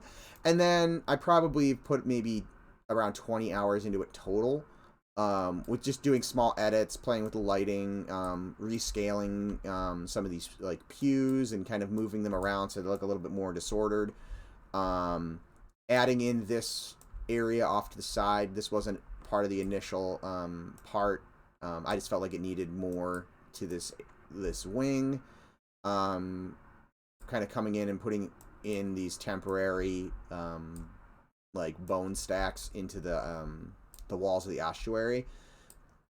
I intend to kind of make a prefab that I can just kind of edit those real quickly, and then make a bunch of different versions of those. And then, yeah, just kind of playing around with some shape language ideas that Goblin had for these doorways and how those could work. And then, this doorway, and then I was like, oh, maybe we can run it along the ceilings and the walls and kind of get these cool shapes. And thematically, I'm not going to talk lore-wise about these, but these will be seen in a couple of other structures that tie to the faction that is tied to this specific zone. So this will be a kind of a recurring shape pattern that you'll see in other areas. Is the idea? Yeah, 7 hours to do the main structure and 20 hours in total. Like I said, I've come in here and did like a pass on adding in more props, and I've played around with putting spikes in here, down here, and like how I wanted those to be. Originally it was just a grid. Now it's kind of like there is a grid to it, but it's not as dense of a grid, and there's kind of varying heights on it. And then I played around with getting some skeletons in here. So this guy obviously had a really bad day. I'm sure this guy did too, but this one looks like an incredibly bad day. And then, yeah, playing around with secret rooms and things like that. Lighting and just kind of some experiments here and there, and adding stuff and kind of refining it as I'd run around and notice, issues and stuff like that. But yeah, so. And then some of it was playing around with, like, the texture. And I have another texture, I just haven't brought it in. The other texture I don't like as much, so I need to eventually get around and fix that. But yeah, so this comes together super quickly. These type of like when we get to more dungeon type zones, I think, especially if I have a write up like Ham did for this one, I can freestyle and piece it together pretty quickly. Zones like Night Harbor are the ones that are going to take the longest for sure. The reason you see those still in Night Harbor, still having the actually, let me go back to Wormsbane. I don't know why I just left it. Still having the grid on here is it's just way easier to play around with the geo and make edits when I can see like the scale. It's just way easier to do it that way. But eventually these will have passes on materials. Like eventually I'm envisioning kind of like, stacked bones that are kind of built into the columns on the sides, potentially skulls kind of in these braziers, bone piles and stuff on the floors potentially, as well. But we'll get around to that when that's, more of what we're doing. Also, geometry wise, the floors are really, really flat. Right now we want to do more, kind of broken up, like the classic EverQuest dungeons, so the floors aren't nice and flat. There's areas that are kind of, at angles and kind of weird extrusions and stuff like that. But for the quick pass, you can get a layout done really quick and then just go back in, fine tune that, and then update the nav mesh. Those little extrusions and stuff will take longer to do than it is to just kind of freestyle out. Like, okay, I want, let's do a kind of a roundabout here, and I'll give little areas that are kind of nooks that we could put enemies in, and, areas where it might be harder to get to and stuff like that. So, yeah, let me go back to Night Harbor now. And then in Night Harbor, some of these areas that are more finalized in terms of the geometry, like the inn here, I've thrown kind of temporary materials on here so we can kind of get a feel for how the space will look.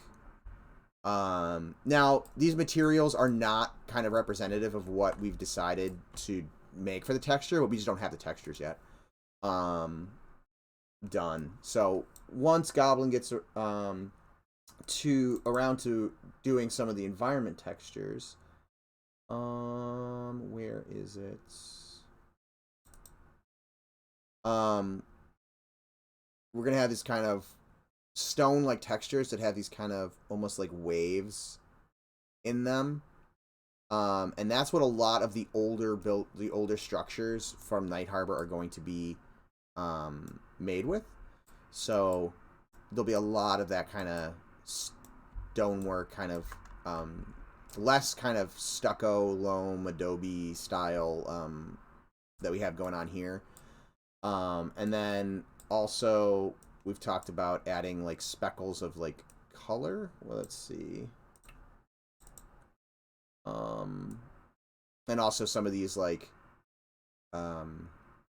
trim shapes that we'll be putting into the textures as well. So again, kind of wave patterns with little bits of decorative stuff to kind of help break up visually some of that, some of the structures and things like that.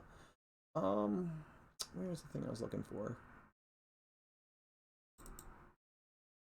Oh yeah, this is kind of what inspired this to be more like a building that is kind of sunk into the ground. That has been kind of built on top of. So that's kind of where that idea came from. Where?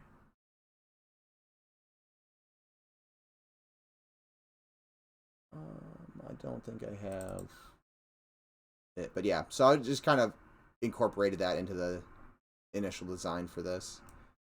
I still need to do all of this sail work that's going to be in here. That'll be fun to do. I just actually have to sit down and do it. Let's see. 7 hours. Yo, I just realized you're in full M&M gear. Yes, I am. At least hat and hoodie. Nothing else. I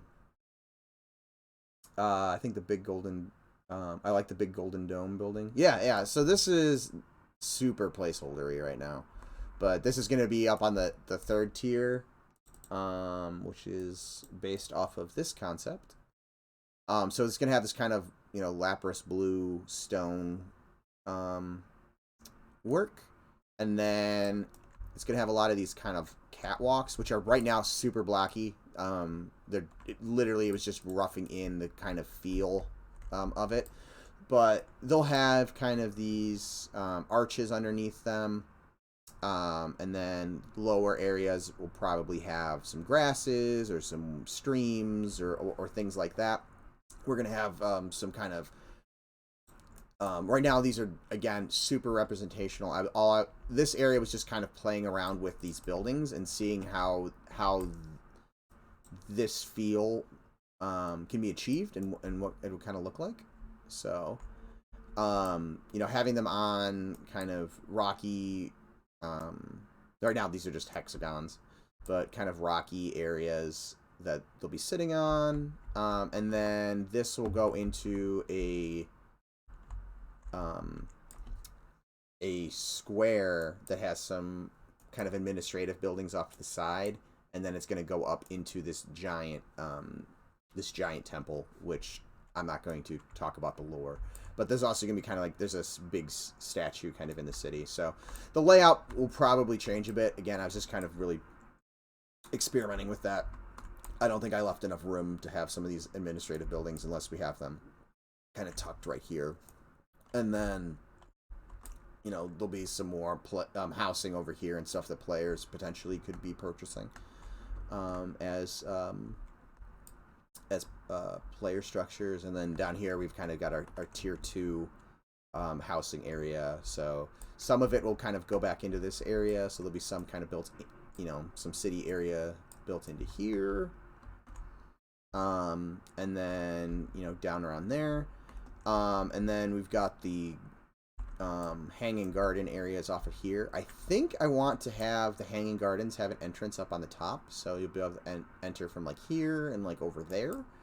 And then you'll also be able to enter them from the base. So essentially, you'll be able to kind of like walk in here, and then there'll be like a stairwell up through it that kind of gets you to the different levels.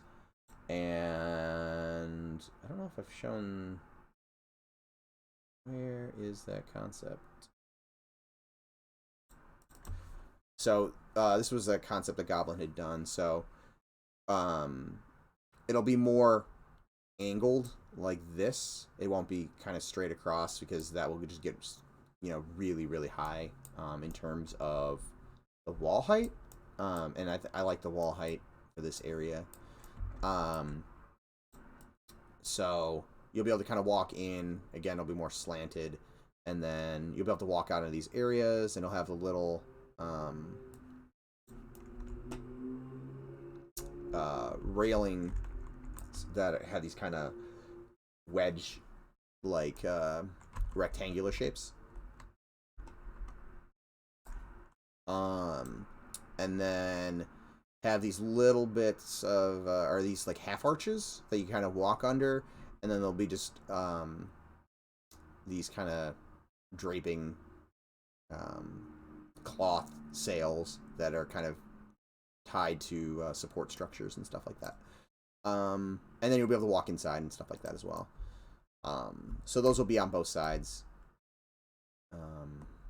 of that. Alright, so where was I? What was I working on? Oh yeah, let's go over here and fix some of these issues that we noticed. That is what we were doing. Which one is it that this one? Yep, exactly what I thought it was going to be. It's the edge. Ooh, hold on.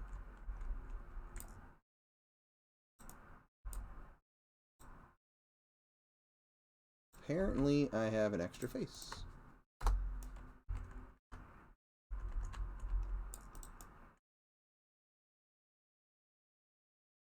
I can see why Sean uses Goblin's concept art as a Windows background. Dude is an artist. Yeah, well, yeah, Goblin is incredibly talented. I love a lot of the stuff that he's been doing for the game.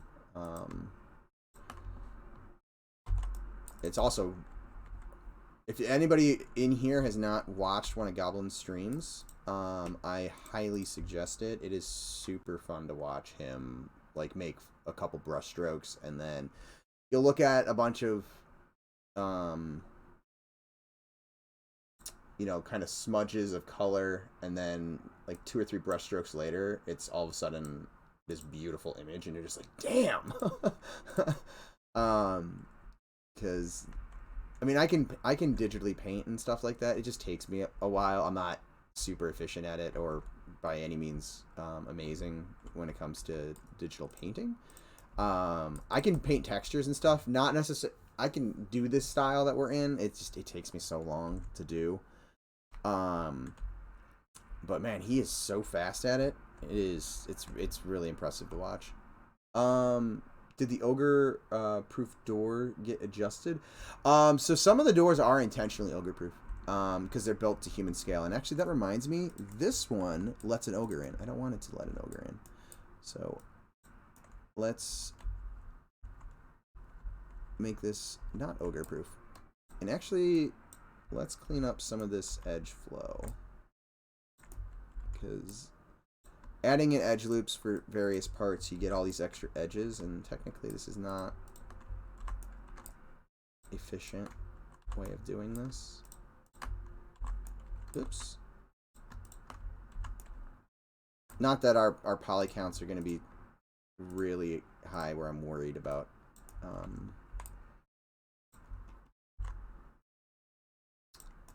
it. Hold on, what is going on here?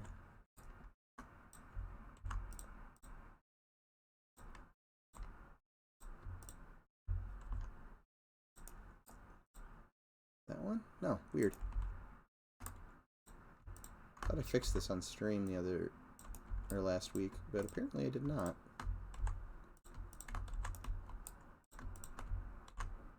Or maybe I did it, you know what, I might have fixed it, but I might have fixed it on the floor above. I see text going by. Yeah, so there'll be areas that are specifically built to like human scale. There'll be area that ogres and larger races will have trouble traversing without shrinks. It's going to be a little bit more unforgivable, I guess, when it comes to our proof of concept, because, you know, we only have the one starting city. As we get past the proof of concept and start having more and more cities, granted, all the cities might not be as large as not Freeport. Oh my God, Night Harbor. You'll be able to choose where your starting city is. So, you know, an ogre or a troll picking their homes, like their race home city, they'll have a easier time traversing stuff. But, you know, if you have friends that are spawning in Night Harbor or another city that is not designed for your height, you'll have the option to actually go and start there. But, you know, buildings that are not specifically designed as like necessity are like, you know, player necessities, those ones will definitely not be tied to it. So like inns, banks, stuff like that will be more forgiving in terms of scale for larger races. But the other buildings and like player housing and stuff like that will be designed more for whatever the scale of that the race that built the city is. With that said, you know, I plan on, when we get to some of the sprawly areas, having, you know, some smaller, like, gnomish, like, buildings. Maybe there was a gnome that, you know, came in and wanted to build a building there, or an ogre that wanted to build a building there. There will be some of it here and there, but it'll be rarer in a human city to find stuff like that.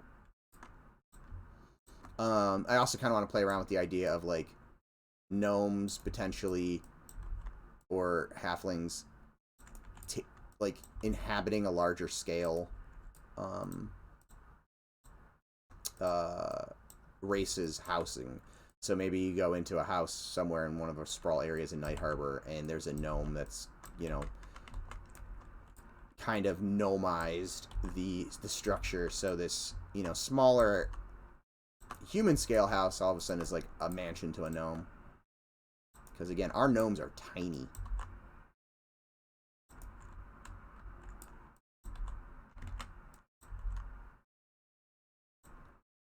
Finish this up.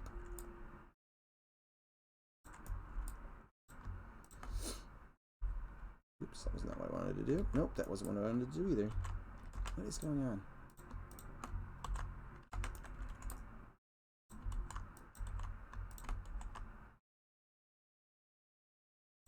Okay. Let's see.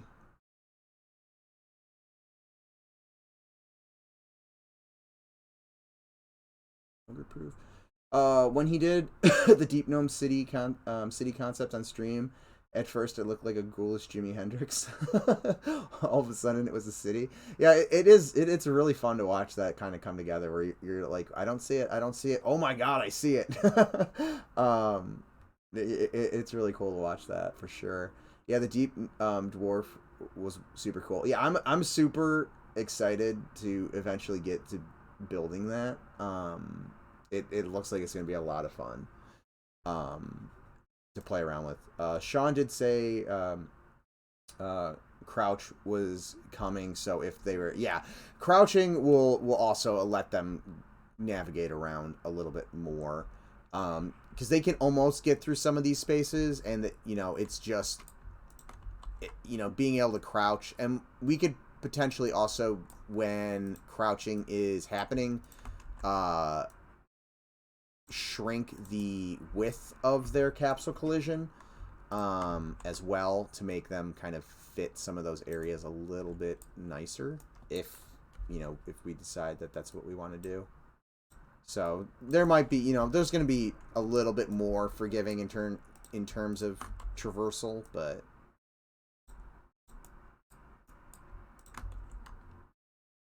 fix some of this.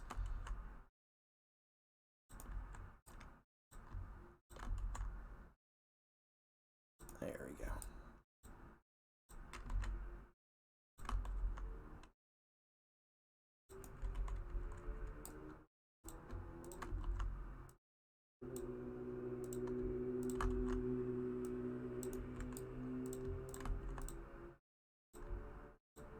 This would be so much easier to do some of this cleanup work if I could just delete edge loops. Because I could just like select that edge loop, delete it, and just bring these edges to it. And Pro Builder is great for what we're doing, but there's also some things that I'm just like, oh god, why can't I just do this? Alright. That was some of that cleanup work. I'll do the banisters off stream where I can just be logging back and forth. Do that. Again, I think this area is going to be more of a storage area. There might end up being some kind of like overhang type structure, I guess. Let's play around with that real quick.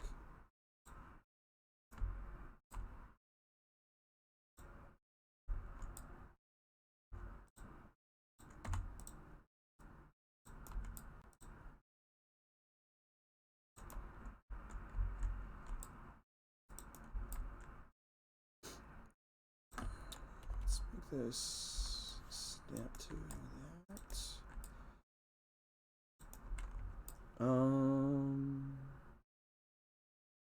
Is cleaning up meshes, or is cleaning up the mesh like you're doing right now mainly so when you texture things it works properly?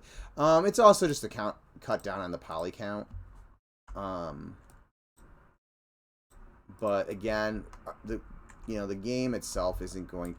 We're not aiming for like hyper realism, so it's a little less important. But that type of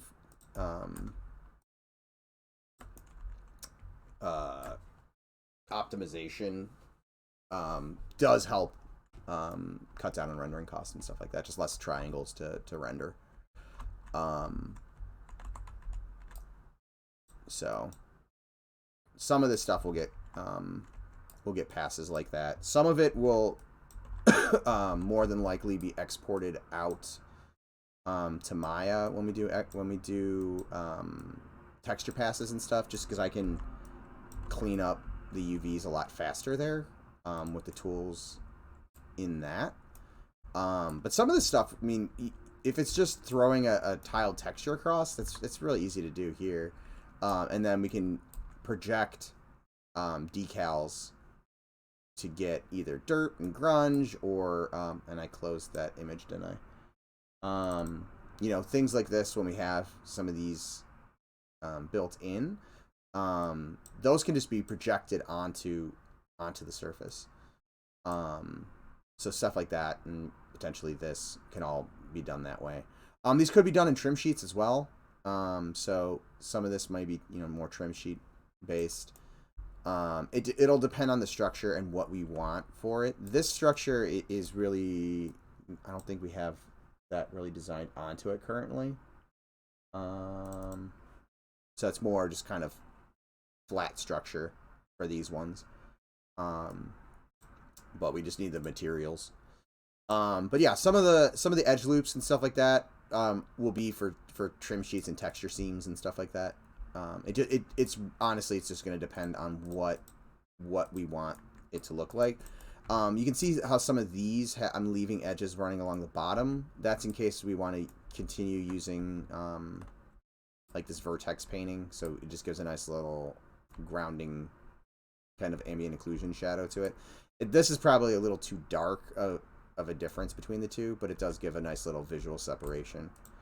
But I'm not really gonna play around with that too much right now until we have more production ready materials.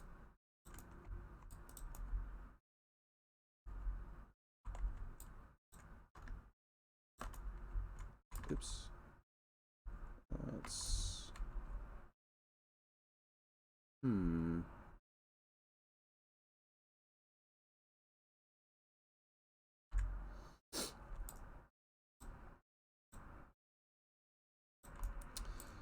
It is my brain a little bit to think how I wanted to do that. Oop, that is higher than the other one. Hold on a second.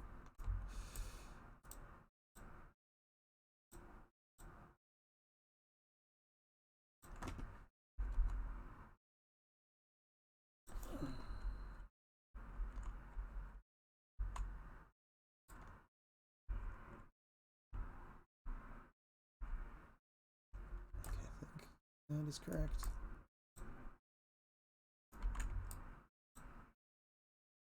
Alright, hold on a second. Let's bring this back. I've got something that's not snapped correctly.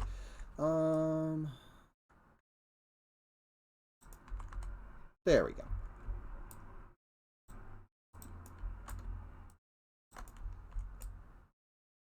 More like that.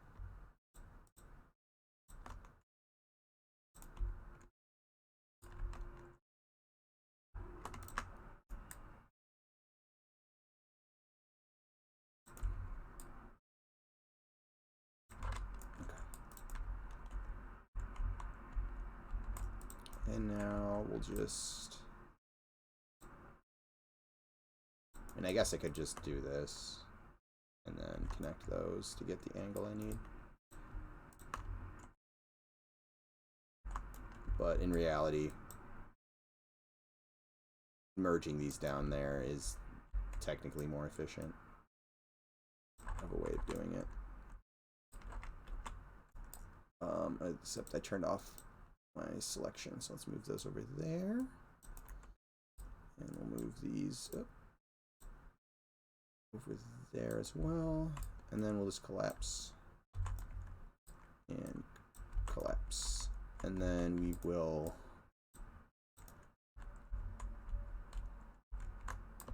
grab these interior edges and delete them because we don't see them.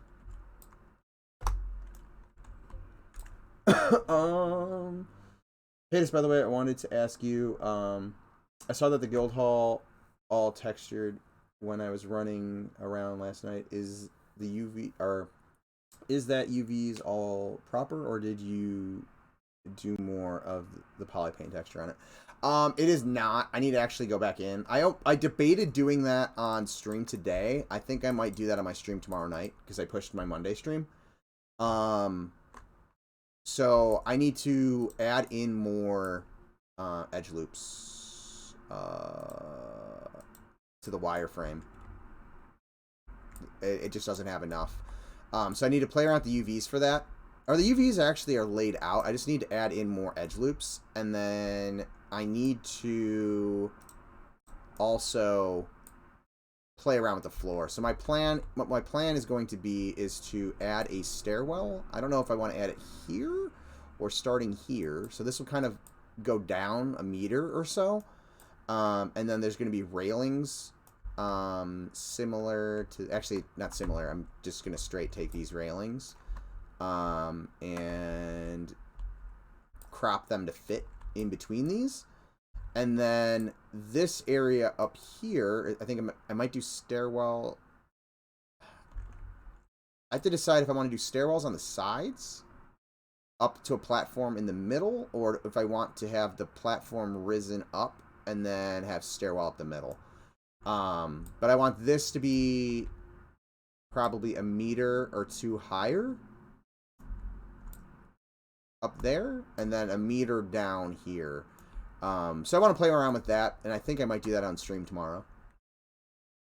Find the book of Boba Fett. Do I have? Oh no, I don't have any of my Boba Fett figures in this room.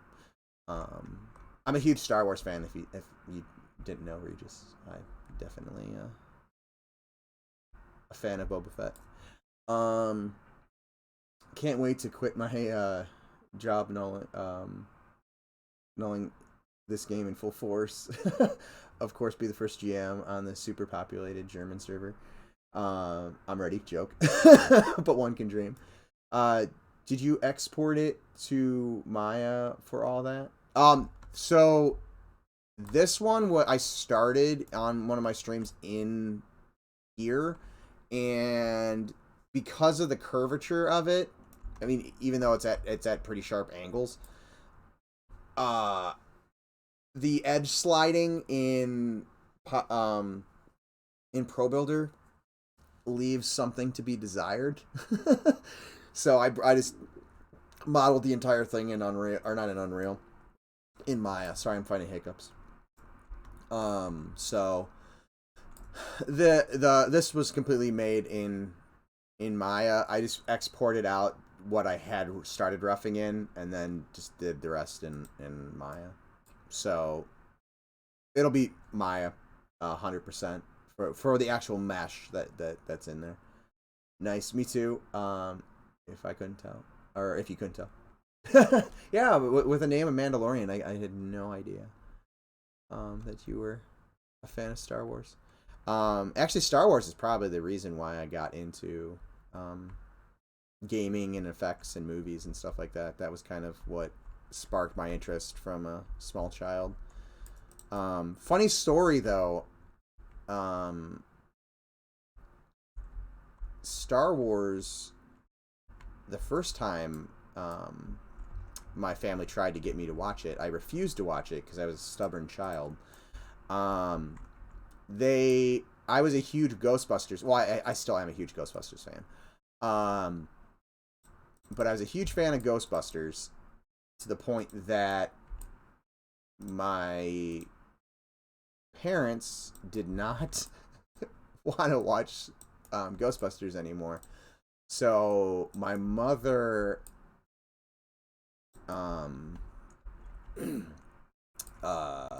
taped a broadcast of A New Hope from the TV, and decided to play.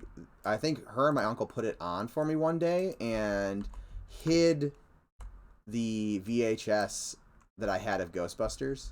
And we're like, oh, we don't know what happened to it. We don't know where it is. And we're like, oh, but here's this show we think or this movie we think you'll like, and then put in Star Wars, and I was having none of it, so I just did not pay attention to it the first time, and that specifically because I just wanted to watch Ghostbusters, and I think I'd caught on to the fact that they hit it. And yeah, so I did not want to watch it. Then they put it on again the next day without like trying to get me to watch it, and I actually watched it and instantly fell in love. Whoop, that scared me. Squishy Mustard, thank you for the subscription, or the Prime subscription at second month. You only get my free Amazon money. Got a bolt for work meeting. Later, Zukin. But yeah, that's how I got into Star Wars. Is I drove my parents and my uncle and my grandmother and grandfather insane watching Ghostbusters. So they hid that tape, and then I don't think we found. They actually forgot for years where that tape was, and I don't think we found it until I was like a teenager, if I remember correctly. I remember helping. I think we were like cleaning out.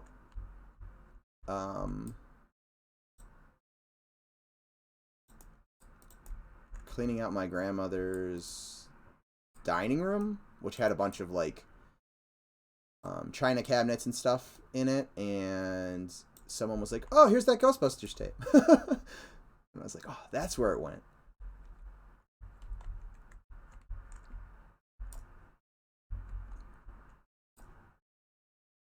Did I miss anything else?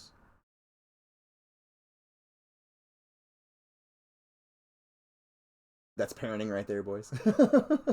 Boba Fett is my favorite character. I have the insignia tattoo. Awesome.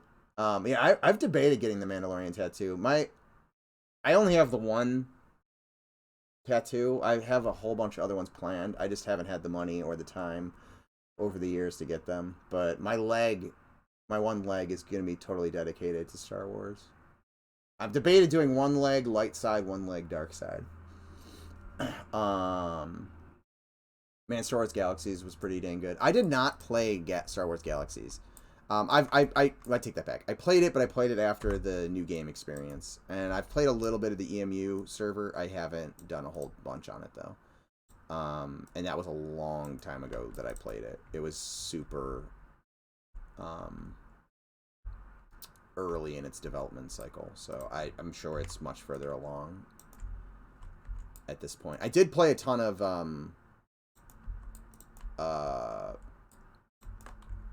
the New Republic when it came out.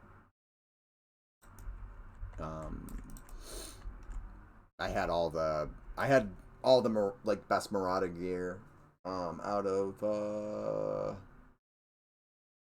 whatever the vault, the first raid was. I don't remember. Time has definitely taken a toll on my memory at this point. The Eternal Vault, was that what it's called? I don't remember. Oh boy, that was loud. It scared the hell out of me too, Regis. Dang, that hurt. I need to turn down the volume on that. I apologize, guys. My mom did that with Teddy Ruxpin, the talking doll. Yeah, I remember those. Did I have one? I might have. I either had one or a cousin had one. I think a cousin had one. I want to finish out my arm, shoulder, and have it be the whole arm. Yeah, like I said, I think the left and right leg are where I'm going to do that. Light side, dark side. And to go back to Boba Fett being a favorite character, he's definitely in my top 10. It's so hard to like say who my favorite characters are, but in no particular order: Vader, Boba Fett, Luke, Palpatine, Yoda, Ahsoka, which is weird because Ahsoka was one of my least favorite characters when she first came out, but at this point she's got one of the best character arcs in my opinion. Revan, Darth Bane, Darth Nihilus, what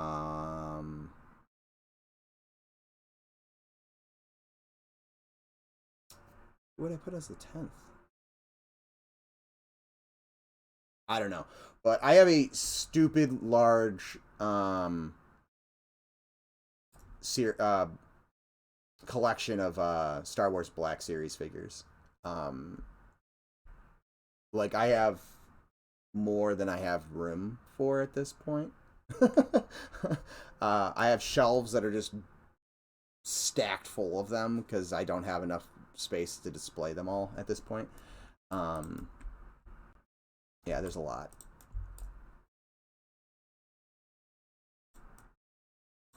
But I'm a very easy person to shop for birthdays and Christmases, and that's why I have most of them. Is I've been giving them as gifts over the years. People just my sister and my one friend specifically will get them a lot for me pretty often as gifts. But yeah, new game experience was no bueno. Yeah, I didn't like. Granted, I didn't play it, but I did not like the idea that they, I liked how the Jedis were rare and they were trying to be hidden and stuff like that. Because if you died, you perma-died. I thought that was kind of cool because it like emulated that period in the game, or from the movies and the lore. And then like just being able to be a Jedi kind of took that away as that rare earned thing. Mandalorian Tattoos nice. That logo is dope. Yeah, Mandalorian's logo is awesome with the Mythosaur skull. Um, Also, you guys with the Star Wars tattoos make me feel good about huge Quake logo on my back. Usually don't tell people I have that. Yeah, I just have the one. It's just my name in Anglo-Saxon runes. Because Tolkien used the Anglo-Saxon runes for one of the Dwarven languages. So is my nerdy um, Lord of the Rings esque tattoo. And I used to, in high school, I used to write my name in those runes on everything. So that was my first tattoo because it was cheap. The next tattoo I want to get is a huge one on my back. I just haven't had the time or the money to throw at it. But my grandfather was a tail gunner of a B-17 in World War II. And his... I apologize, guys. I've just been, like, flying around here talking to you guys and not doing anything. But his B-17 was shot... not shot down, but it went down over Germany on a mission. So the the plane was named Satan's Sister, and the crew had saved up to get their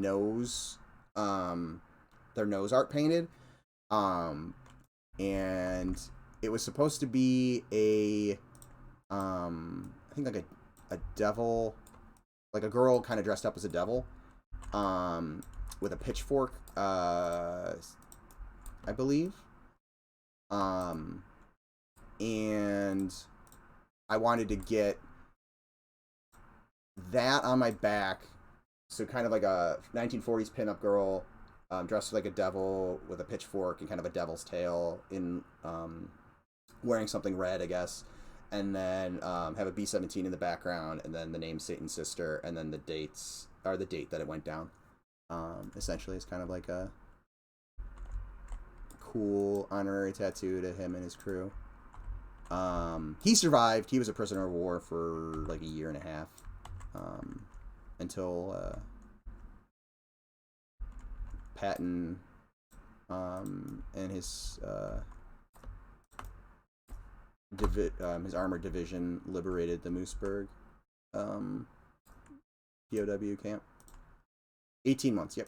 Year and a half.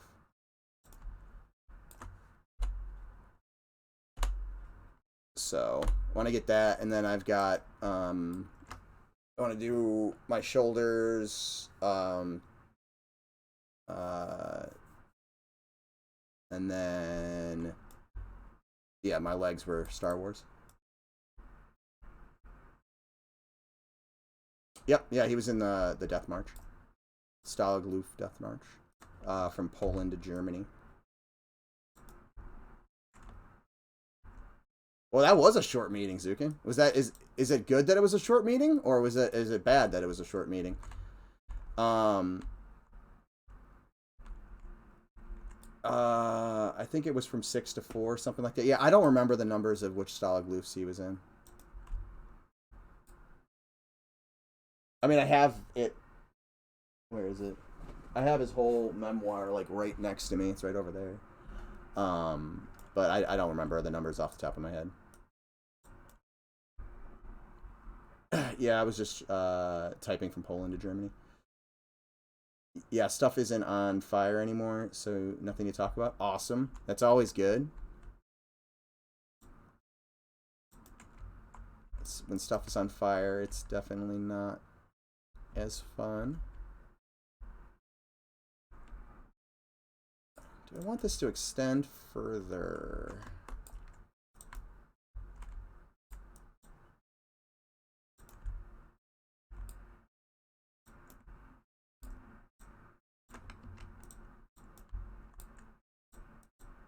Suppose I could run all the way up to there.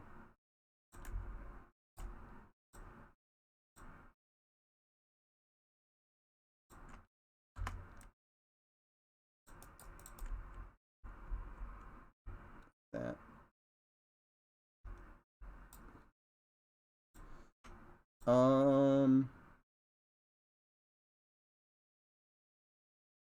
Squishy Mustard's offering to set a fire for you, Zukin. if you'd like.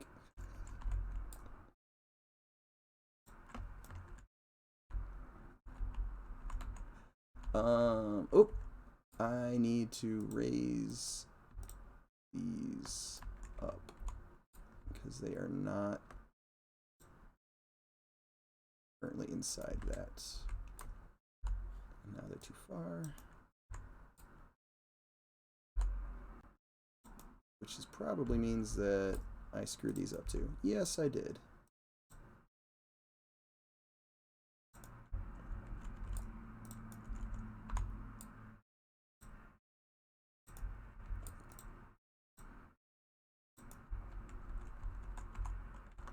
That looks good. That looks good. That one looks good. Okay. So those are fine.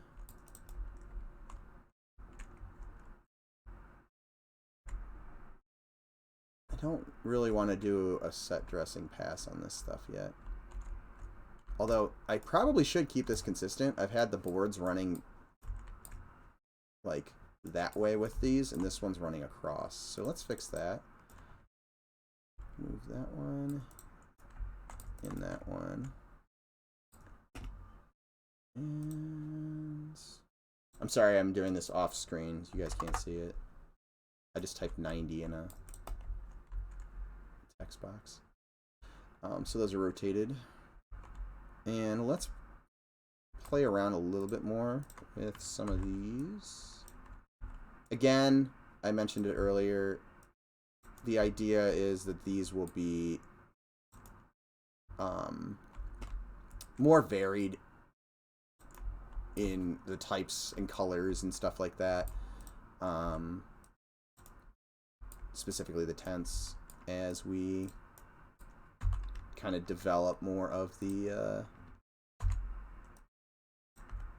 shape languages and color palettes and stuff for the various races. But for now, just to kind of get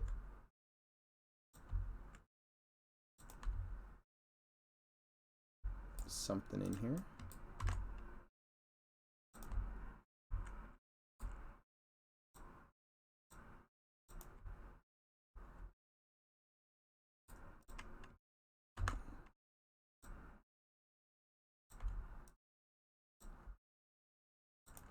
I kind of want another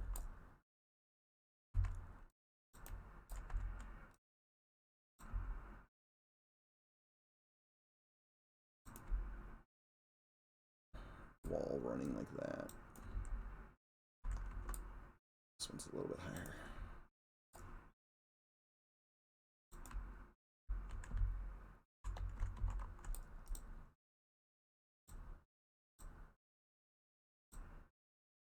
Kind of edit this just a bit to make it look a little less copy paste.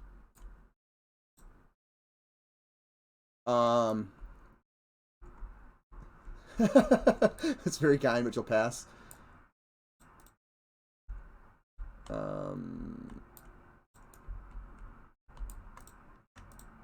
Yeah. Duplicate.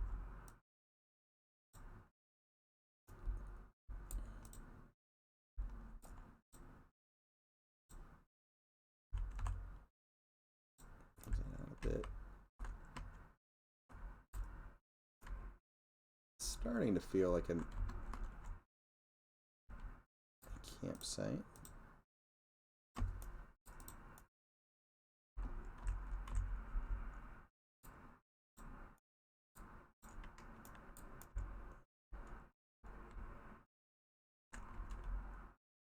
Keyword for now. All right. That's looking pretty good for now. I'm probably going to call my stream in a minute here because I have yet to eat lunch or anything today, and I am starving. So let me save this, and then I'm going to do my links and stuff again for anybody who's new. So if you are not familiar with the project, we are creating an MMO, an indie MMO called Monsters and Memories, that is very influenced by the classic first generation of MMOs, so late 90s, early 2000s. Think EverQuest, Ultima Online, Dark Age of Camelot, Asheron's Call, those games. So that first link is our website if you wanted to learn more about the game and see images and learn more about the team. That kind of stuff's there. The next link is our Discord server. We've got 850 plus people in there now. We have all sorts of fun conversations about game design and our game, other games, things like that. So feel free to hop in. All the developers are in there. We're pretty good about answering, giving you guys answers to questions and things like that. So feel free to ask us and reach out. If you want to stay up to date on the development, that is our mailing list. So you can join that.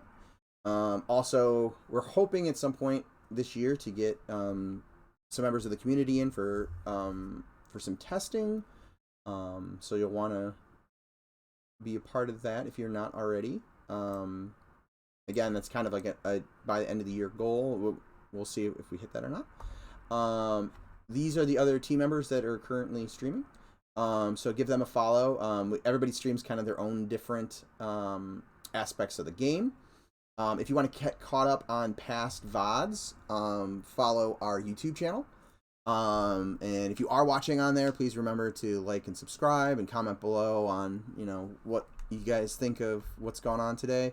It helps with the algorithm and, just exposure and stuff like that. So more people that are interested in MMOs and RPGs and stuff will be given links to our videos, so we can continue to grow our community, which has been growing pretty decently lately, which is awesome.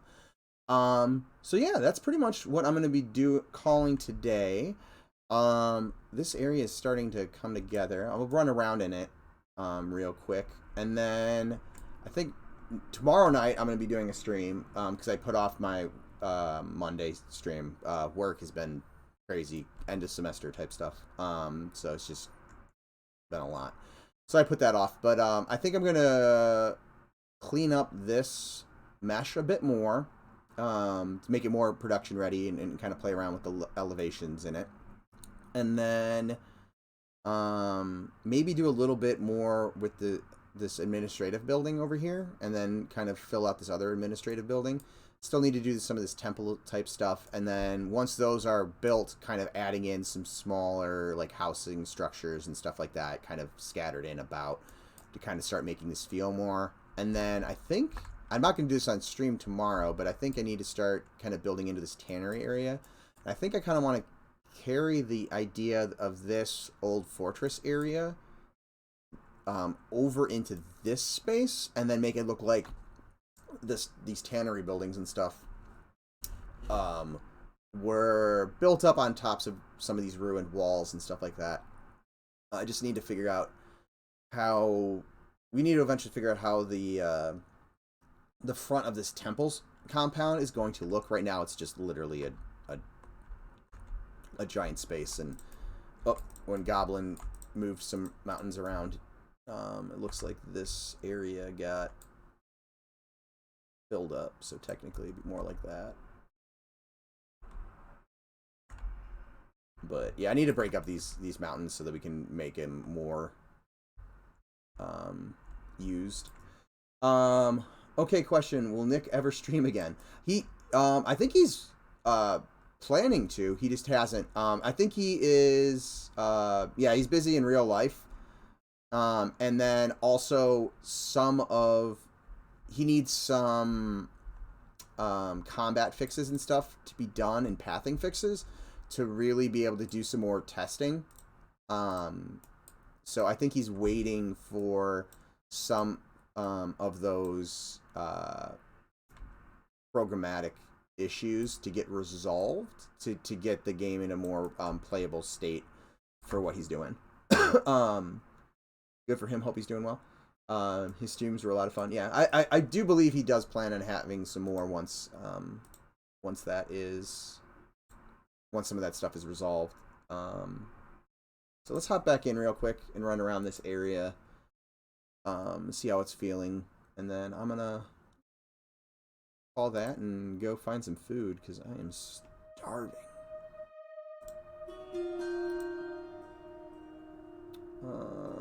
Let's run around as human again.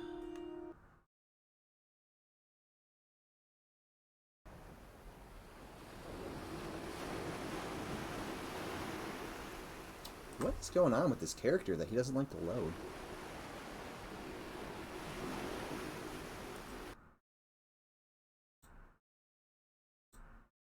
Let's try this again.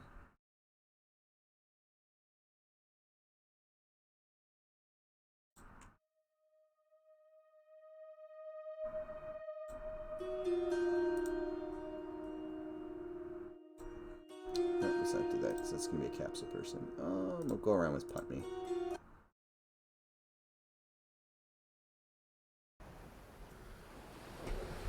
Let's not jump out the window again.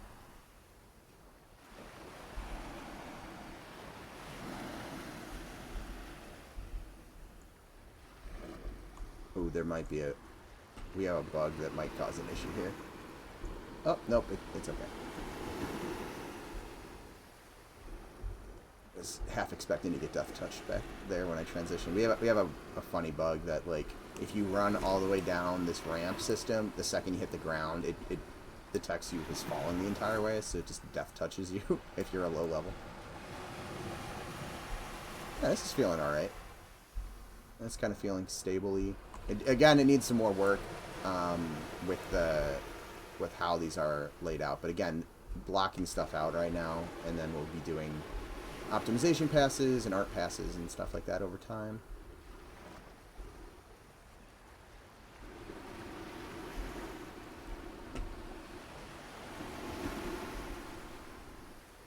I have to make some gnome-sized tents as well.